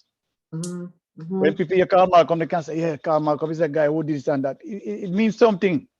So yes, I feel valued. At least when I'm dead and gone, my name will still there in the history books that I did something. So I did my part. I did what I'm supposed to do. You know, leave my name in history. That my grandchildren can come and be proud of me. Kids can say, yes, daddy did this and daddy did that. The legacy lives on in their minds. And they can look up to me and say, okay, daddy did that, our granddad did. I'm gonna try to do something like that too, you know. Instead of less faulty the person who get involved with crime and go to jail every day, and the child go to school, don't even want to mention your name. Right. You know, my kids and my grandchildren, they're glad to mention my name because my name meant something. So I really have to put a value on myself, you know. Yeah. Personally, I think the industry needs to do more for artists who have put in a lot of work. Artists like yourself and many others who have helped to put Jamaica on the map. I absolutely think that there should be, just like when you look at R&B, hip hop, and all this, you know, they are always honoring their artists. You know, giving some sort of award, whatever it is, no matter whether a person wants to recognize whether I'm in a business boat award and whatever. It's good to be valued for the works that you put in, the hard works that you put in.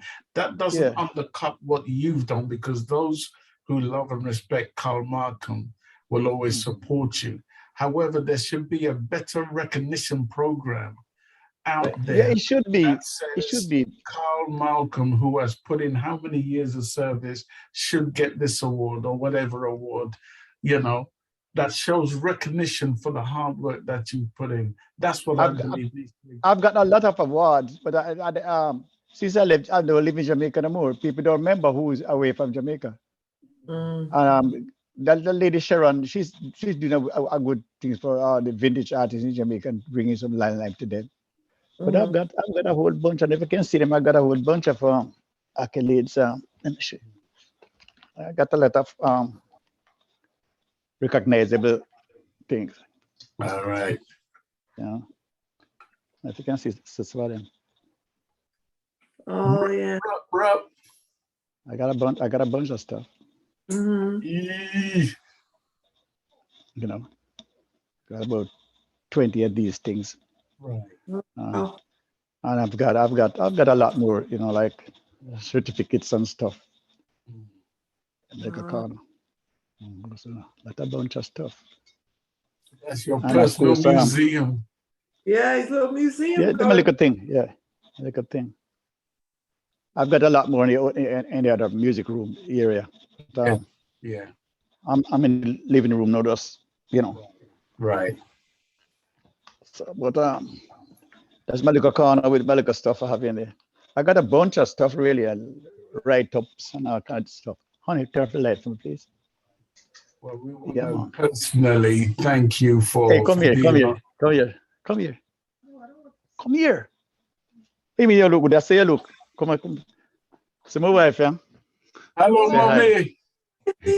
How are you? Salute. That bushing look good. That's where you look. You're ugly all the time. Get out of your face. Some coconut water. Some more. Hey, boy. Yeah, Keep popping. Yeah, man, Virgin, that, you know. Pop up. Yo, how you guys doing, man? Where's the puppy?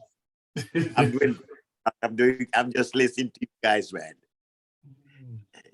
Puppy, what are you doing? Just chilling on the balcony. I listen to Carl. I enjoy. enjoy the interview, man. Yeah, man. Yeah. The memories of Carl Malcom. Talk to me about Carl. Who, Carl? Yes. Yeah, man, Carl. You know, me and Carl go way back, man. You know, you know, I don't want to cut in on his interview. It's his time, you know. Man. So, Talk, man. Talk, man. We're asking your view, man. Don't shy away from the conversation, man. You know what I mean? And before you say anything, I'm gonna bless you up because you're the person who approached me and said, 10-star, you need to interview Carl Malcom. I said, make it happen. And here he is. Yeah, man, he told me a long time that he gonna get me involved, you know, with the program. Yeah. So bless up yourself, Keith. So talk to me about Carl Malcom and, you know, his contribution. When Carl go right back, way back, well, hang out together on, you know, back in Jamaica before. I think I know Carl before him without the first recording. Man. Come, you know, down by Randy's record, you know, and you know, and so we used to hang out and take a one drink back in the lane. Yeah. A friend that all of us had. At time Carl, we're one of the biggest tall shoes that the platform and shoes. Don't talk about business, man. With the don't talk about you know, Papi. Never talk about you know. And then him tall to, you know, and him have on that belt for pants, you know. So and then a soul man. He have on that back in them day knitted cap in Jamaica, man. You know. A big cap, upper cap. A big knitted cap, man, and Carl always a one of them boy. Yeah. But those days was good time, you know, good time. We artists together we live as one, we you know, and we have fun. You know, it's not, you know, we have fun. And so this was blessed. We used to meet on Iger's Rest. We used to meet on Iger's Rest all the time. I was going to corner nearby the liquors. Beside remember what? We used to go liquors. Yeah. And we go inside the store and drink up. And it was that Church Street. There's a corner around Church Street where they have they just sell soup and stuff like that. We used to go right in front of Derek Harriet store on the other side. Right in front of King Street. Yes. And then we used to go the lane beside where Technics had a store. Yeah, man. Before you go to Bob Marley up the street. Up that is up Chancellor Lane. Chancellor Lane, right? Yeah, that's how we used to go to drink a mountain, yeah, man. And Dale Roy, when Dale Roy and Freddie McKay and most of the older singers used to come on there. Yeah, man. Then Bob just start twine up him here for lax, you know. Bob never really. That time him here just start. Bob did have the soul here too, you know, but Bob man, Bob was a soul boy, yeah, man. Start to lax it, no. Okay, you remember my song No Justin bust up before Bob, you know. Remember, you know, them tune bust up before Bob, you know, is after that Bob come out with Natty Dread. Natty Dread was the first song people really start to listen to seriously in Jamaica. Even though he did the latter song before, like Simmer Down. It was big hit, but it wasn't talked about like when he started to do, you know, other songs and get international anymore. Right. That's right.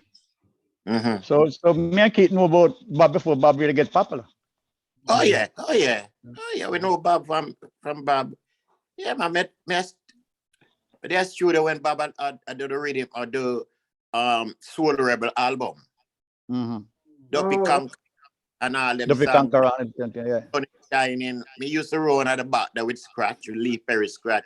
When Charles Street, when Lee Perry Scratch have that little record store we call Top Cat Record. Top Cat, yeah. Yeah, and Bob used to run at the back there. But me, Jimmy London, and we used to run the back there, and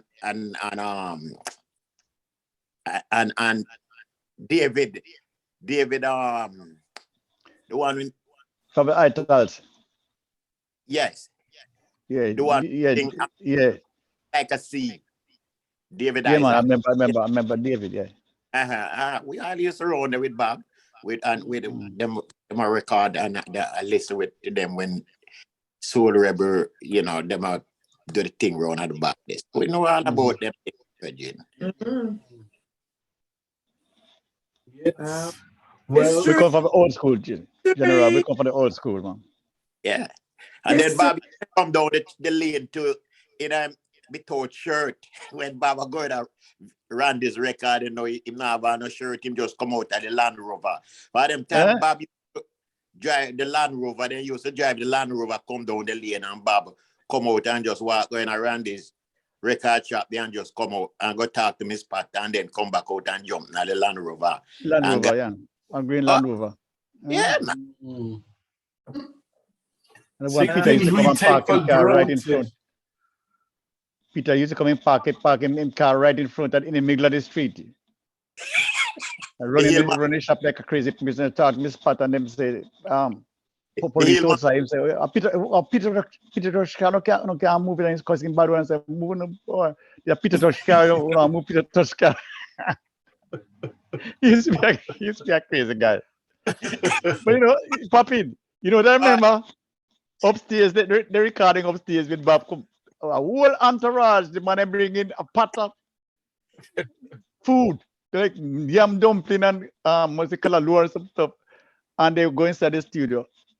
And about 20 minutes after, when you look through the glass, you can't see nobody inside it, pipe smoking, my God Almighty. The place black with herb smoking. You can't see nobody inside the studio, Man. Yeah, man. You been doing them and they inside until whole night until morning. Yeah, man. Chill on my bun, man. Chill on my bun. Chill on my pipe bun. in the place, man. Yeah, man. We get the nice part of the record. No money never. Yeah, man, we get the part. Yeah, man. But we used to have fun, Yeah, man. Those are fun days at the music business. Yeah. These people don't have the fun that we have because they have to watch the back. There's too much rat race are going on, too much thing. The artists know that. If you notice, all the artists know. Even the younger ones, they have to be watching their backs, so people envying them on, the rat race thing are going on. We're not used to them kind of thing there. We're not used to them kind of thing there. It's strange to us. Yeah. There's no love like you used to. Because you see, in this business. Back in them days, remember, say, you have to rehearse. You have to go. If you want to go upstairs, you have to rehearse before you go upstairs. You can't just go upstairs. Coxsone, if you want to go on the record for Mr. Dodd, you have to go to the rehearsal and then audition. Go audition. Oh yeah. He said you back. He said you back go practice and come back. So you're not ready. So upstairs was the place to be then. Yeah, man. Around this, a lot of people don't stay looking upstairs. A lot of people when we get to the gate and go upstairs, yeah, people they're looking, man, because weeks and weeks they've been trying to go up there and can't go up there. Yeah. But once a person like me have hit work as I run this home, I have to get open anytime I want it. Yes, man. Yes, man. Jimmy London, man. Jimmy London. Yeah, Jimmy London. London keep popping, man. We go up there so in a studio 17, man. Anytime we want to go up there. Studio 17, man. Them fly the big padlock. And yep. I see me lock it back, cling, like a jail cell. Nobody's come inside it. No, sir. Nobody's come inside it. No, you got Jamaica and some studio, you and your record. When you take a start, man walking on your recording session. Yep. Back in them day, no man walking on your recording session. Man walking in session, no man. Unless you want somebody come inside the gate locked. Nobody can come inside it, so. With a channel one and Ernest lock the gate, you can't come in there, so. You're your crew. Right. The last time I recorded in Jamaica, the mixing lab in 07. I wanted to stay. I stayed in the studio 5 days and I had to buy up the studio and lock the studio and nobody not come in there. I had to tell the gate man. I had to tell Fata not to let nobody inside there. The younger person could have come inside. It was Luke D. He was in the yard all the time. and Oh, could come to the yeah. studio. I tell them no one nobody, and then people come across, boy, I'm going like Bob Dixon, I'm going like on this, but you can't concentrate. You can't concentrate with the studio pack of people because my days when you go studio, and if people inside there like me and Papi inside there, Papi would have tell us like, hey Carl, do the line, do this line, and blah blah blah. But this now, these people start to DJ right to start to sing. He started finding because he want to record right away. He started finding, he started DJ. He started this, and you have too much, you Yeah. have too much. Yeah, you can't go spending big money for the time, and everybody in there tell you what to do. They didn't practice the song. They don't know you write the song. How are they going to come tell you change this and change that and do this and do that? Yeah. You know what I'm saying? And then you have man there wait for deep in your pocket too. Yes. All the things are going. History. Well, let me come back to round this up. I want to come to some of the participants who are logged in right now to share some of their questions. I'm going as far back as 4:55 when Sharon said, ask Carl before moving to Kingston, did he have a job that he could live from time to time, I guess? And when he joined the group, Big Relations. Yes, Big Relations. I used to work at Banya Big Relations in Spanish Town, led by Headley Bennett. Right. He just passed on a few months ago. Yeah. That Big Relations. Yeah, I used to work with that band there. And for a short while, really. When the Kingfisher Brains broke up, and when Volcanoes broke up, and they formed Kingfisher and Bones, and they went down to the country to work at Calypso Colony. I didn't go, so I was kind of looking for a band to work with. I started work with this band called Big Relation. It wasn't for a long time, a few months. Okay, and what job were you doing at that particular time? What was I doing? Yeah, job. Were you working as a shoemaker or in a shoe company? You know, I don't remember if that was I was working as a. It's a possibility. I was between jobs at the time. It's a possibility. I was still. I don't remember clearly if I was still at the factory. I was working at Rupie. I remember. Now, did you ever work with a band called the Volcanoes? Yeah, that's the band I started working with first at Tit for Tat. Okay. That's the first band. The Volcanoes was a band led by Linford Harvey, and at that time it had in Slide On Bar, play the drums, Ranger McLean, Jimmy Ayres and bass, Nats, and then that same band was half of the band from Tit for Tat and half of the band from Stables. Understood. Like you had Dougie Bryan and Lady Parks and Answer Collins from the Stables. So when they're recording now, you have those three put with two people from my club, which is Slide On by Rancher McLean. They become that. First they were revolutionary, and then they become Skins, Flesh and Bones. Okay. So it's the same group that had changed names and personalities. But okay. Right. Long before Robbie came into the existence, was Lady Parks playing with on recordings. Right. That recording team was Lady Parks, Slide On Bar, Rancher McLean, Answer Collins, and Dougie Bryan. Sometimes Willie Lindo. Right. Yeah. Well, thanks for that. That was a recording team. We want to come over to the Florida region. Danny Maestro down there in Florida.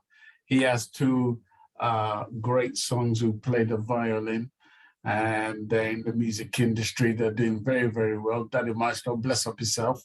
However, his question is, I'm so happy that Carlos had good guidance at the outset of his career. Very few artists that had the privilege of guidance or the privilege or guidance. So basically, he's saying that, you know, during your early career, that you were given a guidance into the music industry, how to deal with your publishing and all that kind of stuff. Yeah, give thanks for that. Yeah, yeah. Yeah, and did you pass it on? Like the information once you learned, did you pass that information on to those who did not know? You know yes. what I mean? Yeah. I let me know every time, even know when I meet somebody, I say, make sure you publish your songs, you know, before you record them. A lot of people have a misconception of publishing and copyright. They run go and they pay the money to copyright the song, but the song is not recorded, so it's not going anywhere. You wait until you record, you know you're going to record the song, and then you record the song before you go and spend the money and publish it or record it, because nobody can get the song from you until you release it, until it's out there. Right. So that's another thing people need to learn, that you don't just go publish the songs and the song's not recorded. It's not going to work for you. When you record a song and you know what label it comes out on and how long it is and blah, blah, blah, then you publish it and you get your rights. But I would advise everyone before they go and just record a song, make sure that you have that body work, paperwork. Right. Now we have Daddy Maestro again. He says, you know, Carlos is the only Jamaican artist who got his publishing at the outset of his career. I can't remember any other artist who got that sort of jump, you know, in the industry, basically. So I also remember BBC, and also is in control of all his stuff, you know. So he's another guy who pretty much owns all his works and all his recording. As a matter of fact, I know that BBC had written for many artists in the industry, things like Joy in the Morning, many of these songs that we know to be classics by Freddie McGregor and you name it, that BBC was the man who wrote many of those classics. So we do know that. It's a joy to know that, as well as yourself, that you own your own publishing. What a joy. Yeah, it's a joy. Listen back to some people who lost, you know, what they were supposed to get, then I feel blessed, you know, that I had the opportunity to meet the right people, to guide me the right way, you know, to get what I'm getting. It's been a saver for me, you know. If not, thank God, I would be sitting down and feeling very lost and very, you know, disillusioned or whatever it is. I'm very depressed if I didn't have the opportunity I had to get myself straightened out. Yeah, you know, where you have that joy, there's many who are suffering. Yes. I mean, they hear their songs play, and I know for a fact that they're in a deep depressive mode, knowing that these songs are classics and they didn't make 1 penny. Yeah. You know? Yeah. Now, let me ask you a question. I think I read this somewhere. You worked with the Melodians? No. Okay. No. There was something that was written, and I said, do you play the drums? You know, I've been asked that many times that I play the song on Wine and Dine and songs like that. I'm not a drummer to that effect. Right. No, I play the drums, but not professionally on a record and stuff like that. Okay. I can touch around all these equipments, like I play my guitar and stuff like that, but I'm not professional to go and play with a band or play something. So no, I didn't do that. Okay. And have you written? So go ahead, Shaz. No, I was just asking, have you written any songs for anyone? I know you do your own stuff, but have you written any songs for any artists that, you know? Yeah, I wrote songs for Al Brown. I wrote songs for my wife, Anita. She have a song called Grass is Greener. I write songs for, the first song I wrote was a guy, Lyde Hemmings, Calling Our Black Man. And of course, I've written songs that, sorry, like Bette Midler. She did have a No Gesturing. Midler. No Gesturing. If you look on the album, yeah, if you look on the album called Songs for New Depression, you will see she did that song, that song, and of course Baron. I didn't write this song for them, but they did cover like Baron Lee, Fab Five, Pioneers. A lot of people, a lot of people all over the world have done. Even there's a group in where a group from Finland called Mustakik, something like that. They did over 40 boom too in their own language, Finnish language. Oh. Yeah, if you look on YouTube, you see about 15 or 16 different versions of Fatty Boom. Yeah.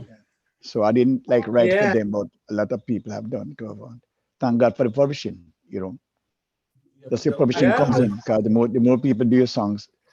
Just the idea, I had a massive hit with Glenn Washington doing over No Gesturing. And then Glenn again, just the idea again, I have a song right now with me and Papa Crook. There's a combination with and Papa Cook doing Fatty Boom Boom, No Gesturing, Fatty Boom Boom. Like he did over Fatty Boom Boom. He and Tippa Irie. Tippa Irie, yeah. Yeah, and that's a nice song out there. And I did a version with him. We did over No Gesturing together, just about last year. Right. So my songs are still spreading out. People are still coming on doing new versions.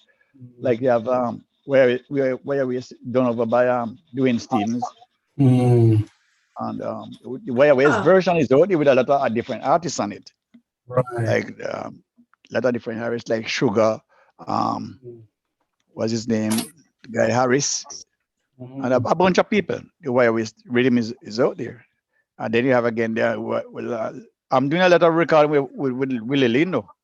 I got a song called "Don't Worry." There's a song called "Don't Worry, Daddy." Yes. That song is like an answer to No Gesturing, but I'm talking to the father. Yes. And then I have another cultural song called "Just See Them."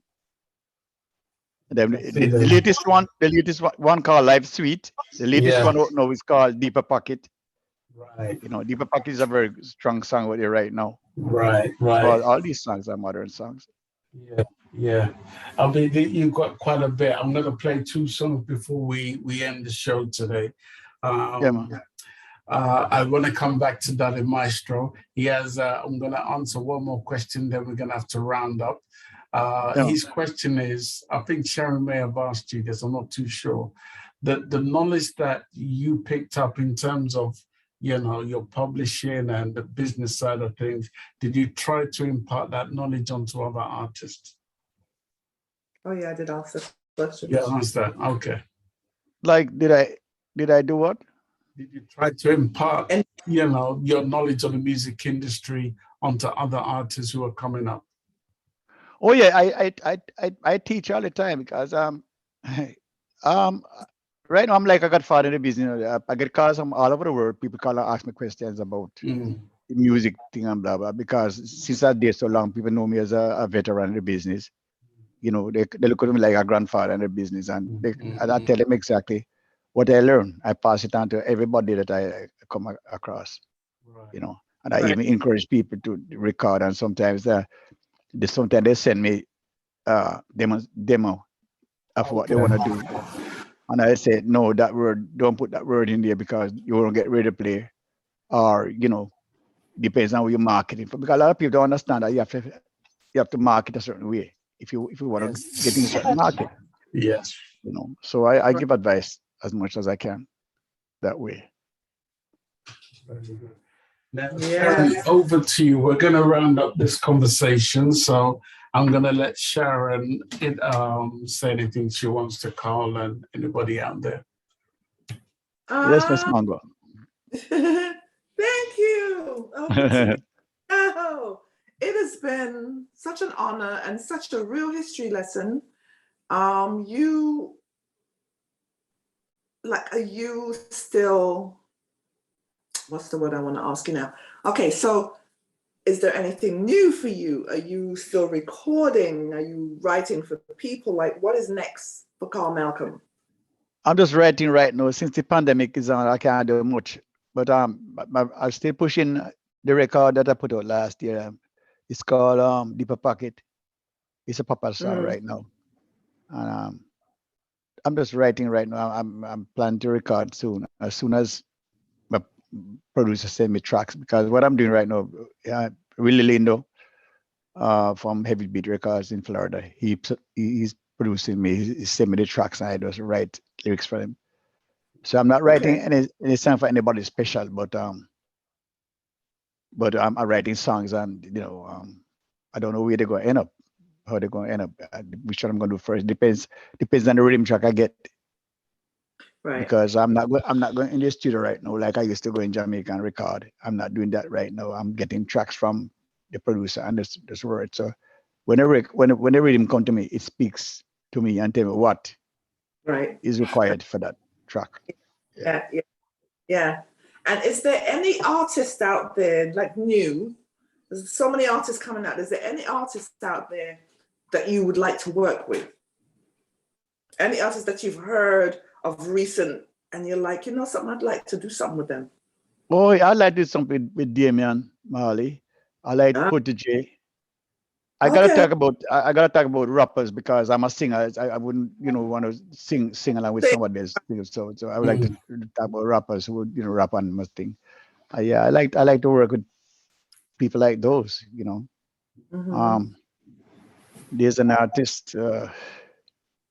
There's some people out there I love to work with. I work with Big Youth already. I know that his type of thing, and I like to work with I like to work with what is not Assassin no more. We call him now. Assassin.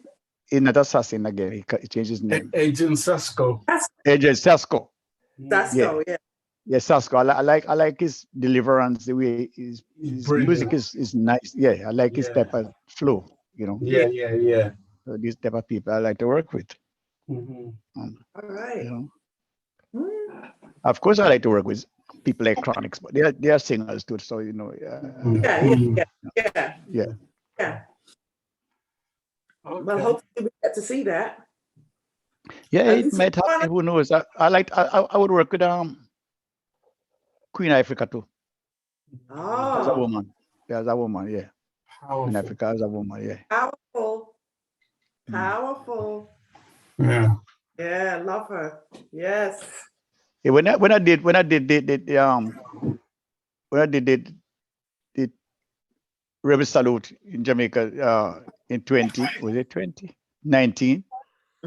Yeah, I met Tony Rebel and we were talking, but since the pandemic thing came around, we didn't get to hook up again. Because the pandemic they came back and travel again and things like that. But now what's in the pipeline?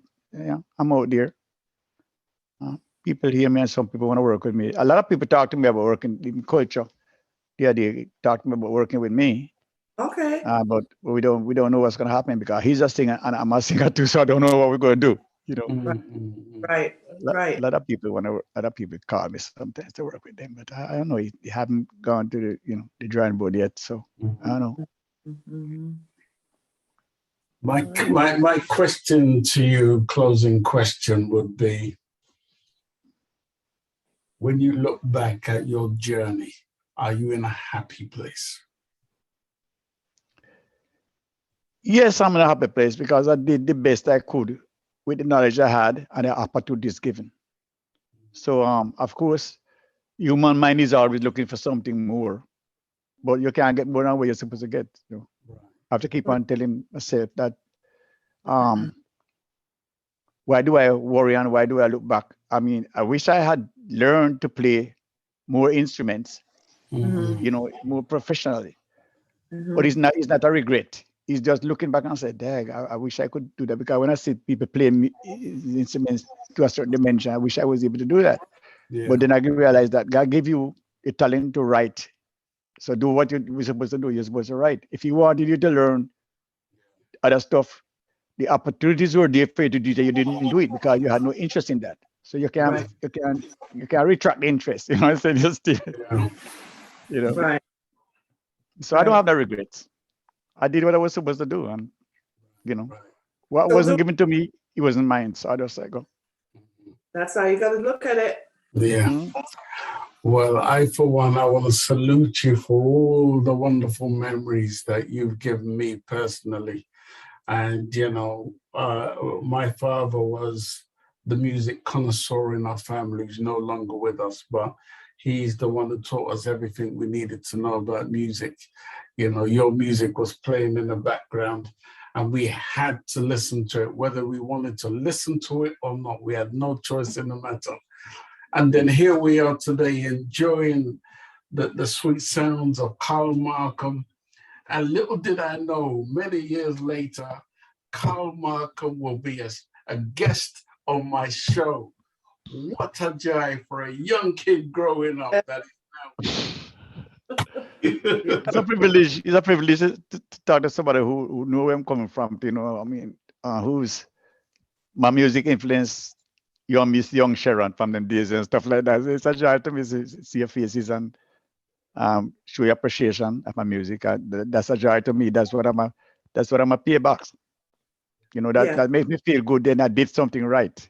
Yeah. Right. Mm-hmm. You know, if I did something that was derogatory and disregarding for people's decency or whatever it is, then I wouldn't feel proud to know that you shouldn't sing that song at all. You shouldn't sing that song. Them song the dirty and that song is not uplifting. Yeah. But when people tell me that my songs are uplifting, then that means that I achieved what I wanted to achieve. Right. Yeah, for real. Right. Because I think your tune came out because that's, you know, unrelated to your music, but I remember when Fenzik came out, and when Fenzik by Tapazuki came out, right? Yeah, Fenzik. We knew it had some, and when you compare it to music nowadays, there's no comparison. And his words was toned down, but for us back then, that was lewd, that was slack. So here we are. I said, you know what? My bigger brother said to me, B, put the needle on the record. Even though my father was sitting down there, he said, just play it. So we played it just to get a reaction. So we put the needle on the record and then we ran to the front door just in case he got up. I thought, well, you're too sick. You must be sick. Remember those days, man. Those were the days anyway. Carl, did you enjoy yourself on this show today? Yeah, man. Yeah, man. I can talk all day long, man. I've lived 3 lives, you know. You see it. Well, I want to personally thank you for being here today, man. God bless you, my brother. You know, you're always welcome on our platform. We're always going to be bringing you back from time to time. So you got tired to see with fierce. No, man, I'm not tired to see if you have music, you know. Music is my job, man. Amen. Definitely. Sharon, what do you have to say? It's an honor, a pleasure, because you're so inspirational, so uplifting. You know what I mean? Your whole spirit is just so positive. You know what I mean? And I think that given everything that you've done, it's, of course, relates to who you are now, and that you are comfortable knowing I did my job. I did what I was supposed to do, and I feel good about it. Not everybody could say that. Not everybody could say that, but hearing you speak today is very inspirational. Very, very inspirational. How many awards he's got as well. Cheese on bread. I didn't know he had so many, so I'm glad we saw that. I'm glad we saw that, all your accolades, and you see, and you're humble. You know what? You're humble. That's what it is. That's when God has blessed you. You're so humble. Yeah, man, I got a lot of stuff, but it's not about bragging and boasting. It's just giving thanks for what you have, you know, appreciating it, you know. I'm hoping that you inspire other people to try and do something with their life that you have done, and you know, what else can I ask for in your life? Just thank God, you know. Amen. Amen. Anything you want to say to anybody listening right now before we let you go? Just give thanks and praise for every day you wake up and remember that there's a God watching over you, right? If you don't see God, then you look in the mirror. Because you're a reflection of God, and God created you in his own image. So, but I got church, go look for God. You have God now, you, right? God is goodness. That's the first thing I want to tell you. This thing I want to tell you now, if you find yourself with a passion, do the best you can, honestly. Go towards it, work hard, achieve what you want to achieve. But when you achieve, don't splurge it. Remember that there's a rainy day. Remember to put a little one side for the next day. That's important. Enough people get the joy and they get the happiness and they get the talent and they get the opportunity. And God give them opportunity and they waste it. And then sometimes the opportunity will come back around to another 50 years. So, you know, make use of everything you have right now. Wisdom. That's all I can tell. That's all I can tell you. Yes. Another thing again with some young man, the woman who used to talk to you when you're a ghetto. When you make it, if you make it big, don't leave that woman and go pick up a different woman from different area that wouldn't even look for you until good morning. Yeah, you know what I'm saying? You know what I'm saying? So don't dash your Toyota and run go pick up a Mercedes Benz because you can't afford it. In the long run. Yeah. Yeah. So this is just. God bless you, man. And you're always welcome back to our platform. I'm pretty sure Sharon can't wait to have you back on our show. Anytime, man. Wait. Cannot wait. We want to thank everyone who's joined in the conversation today. Daddy Maestro, Sharon, Bentley, Anne Swinton. Anne Swinton's going to be our guest next week. Next week, Thursday. She's going to be our guest. And then next week, Saturday, you spoke about him a little bit earlier. He did Miss Wireways. Dwayne Stevenson's going to be my guest. Oh, Dwayne Stevens is going to be here. Yeah, on Saturday, next week, Saturday. So that's something to look forward to. Yeah. So, So we're going to play 2 tracks back to back before we end the show. And one of the songs that I do want to play is a song called Daddy Don't Worry, which you did for Lindo. What's his Willie name? Lindo. Willie Lindo. That's right. Yeah. So he did Daddy Don't Worry. And I know there's a couple of artists on that rhythm. Absolutely love it. Anyway, here it is. Take a listen, guys. Don't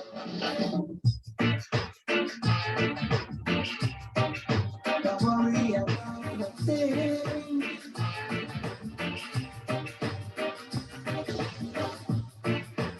Don't worry, Daddy.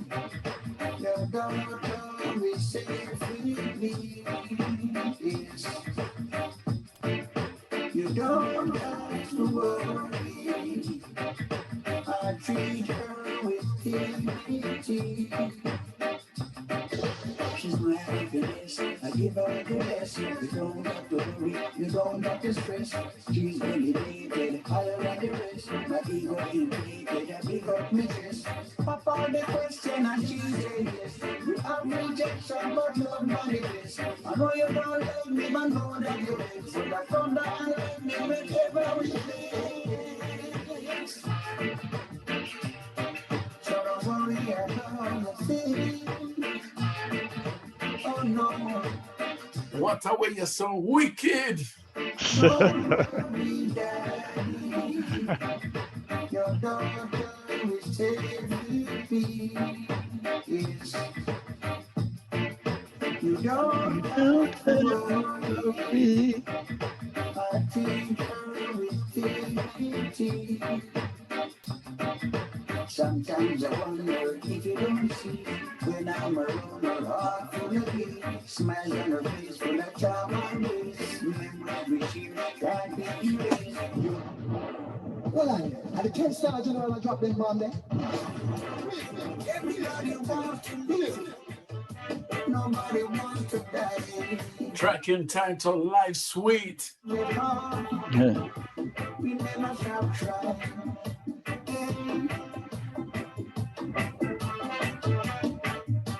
Hold on to life because life's sweet.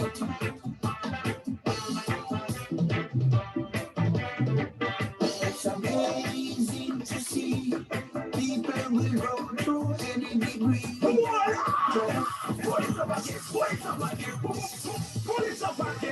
Everybody wants to live. Nobody What a way I'm so wicked. no matter how times they come, we never stop trying.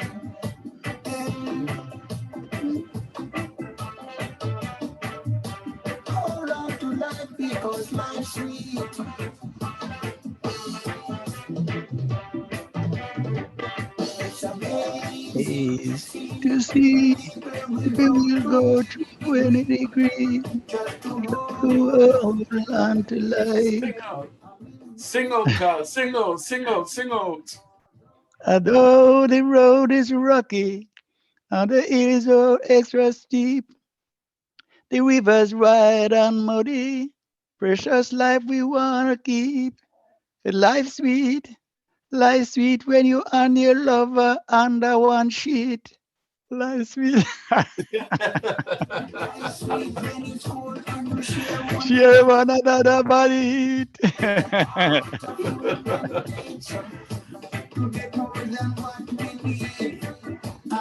And to satisfy with his neighbor, and be sure it's because of greed. When this confront you, if it's a wind from pain, spend. So join us next week, Thursday, on Raising the Awareness Show. My guest will be Rankin Ann, the legendary Rankin Ann will be our guest. Join us next week, Thursday. And on Saturday, my guest or our guest will be Dwayne Stevenson. Whoa, what a week. What a week. What you say, Sharon? Rankin Anna come. Rankin Ann is coming. Yeah.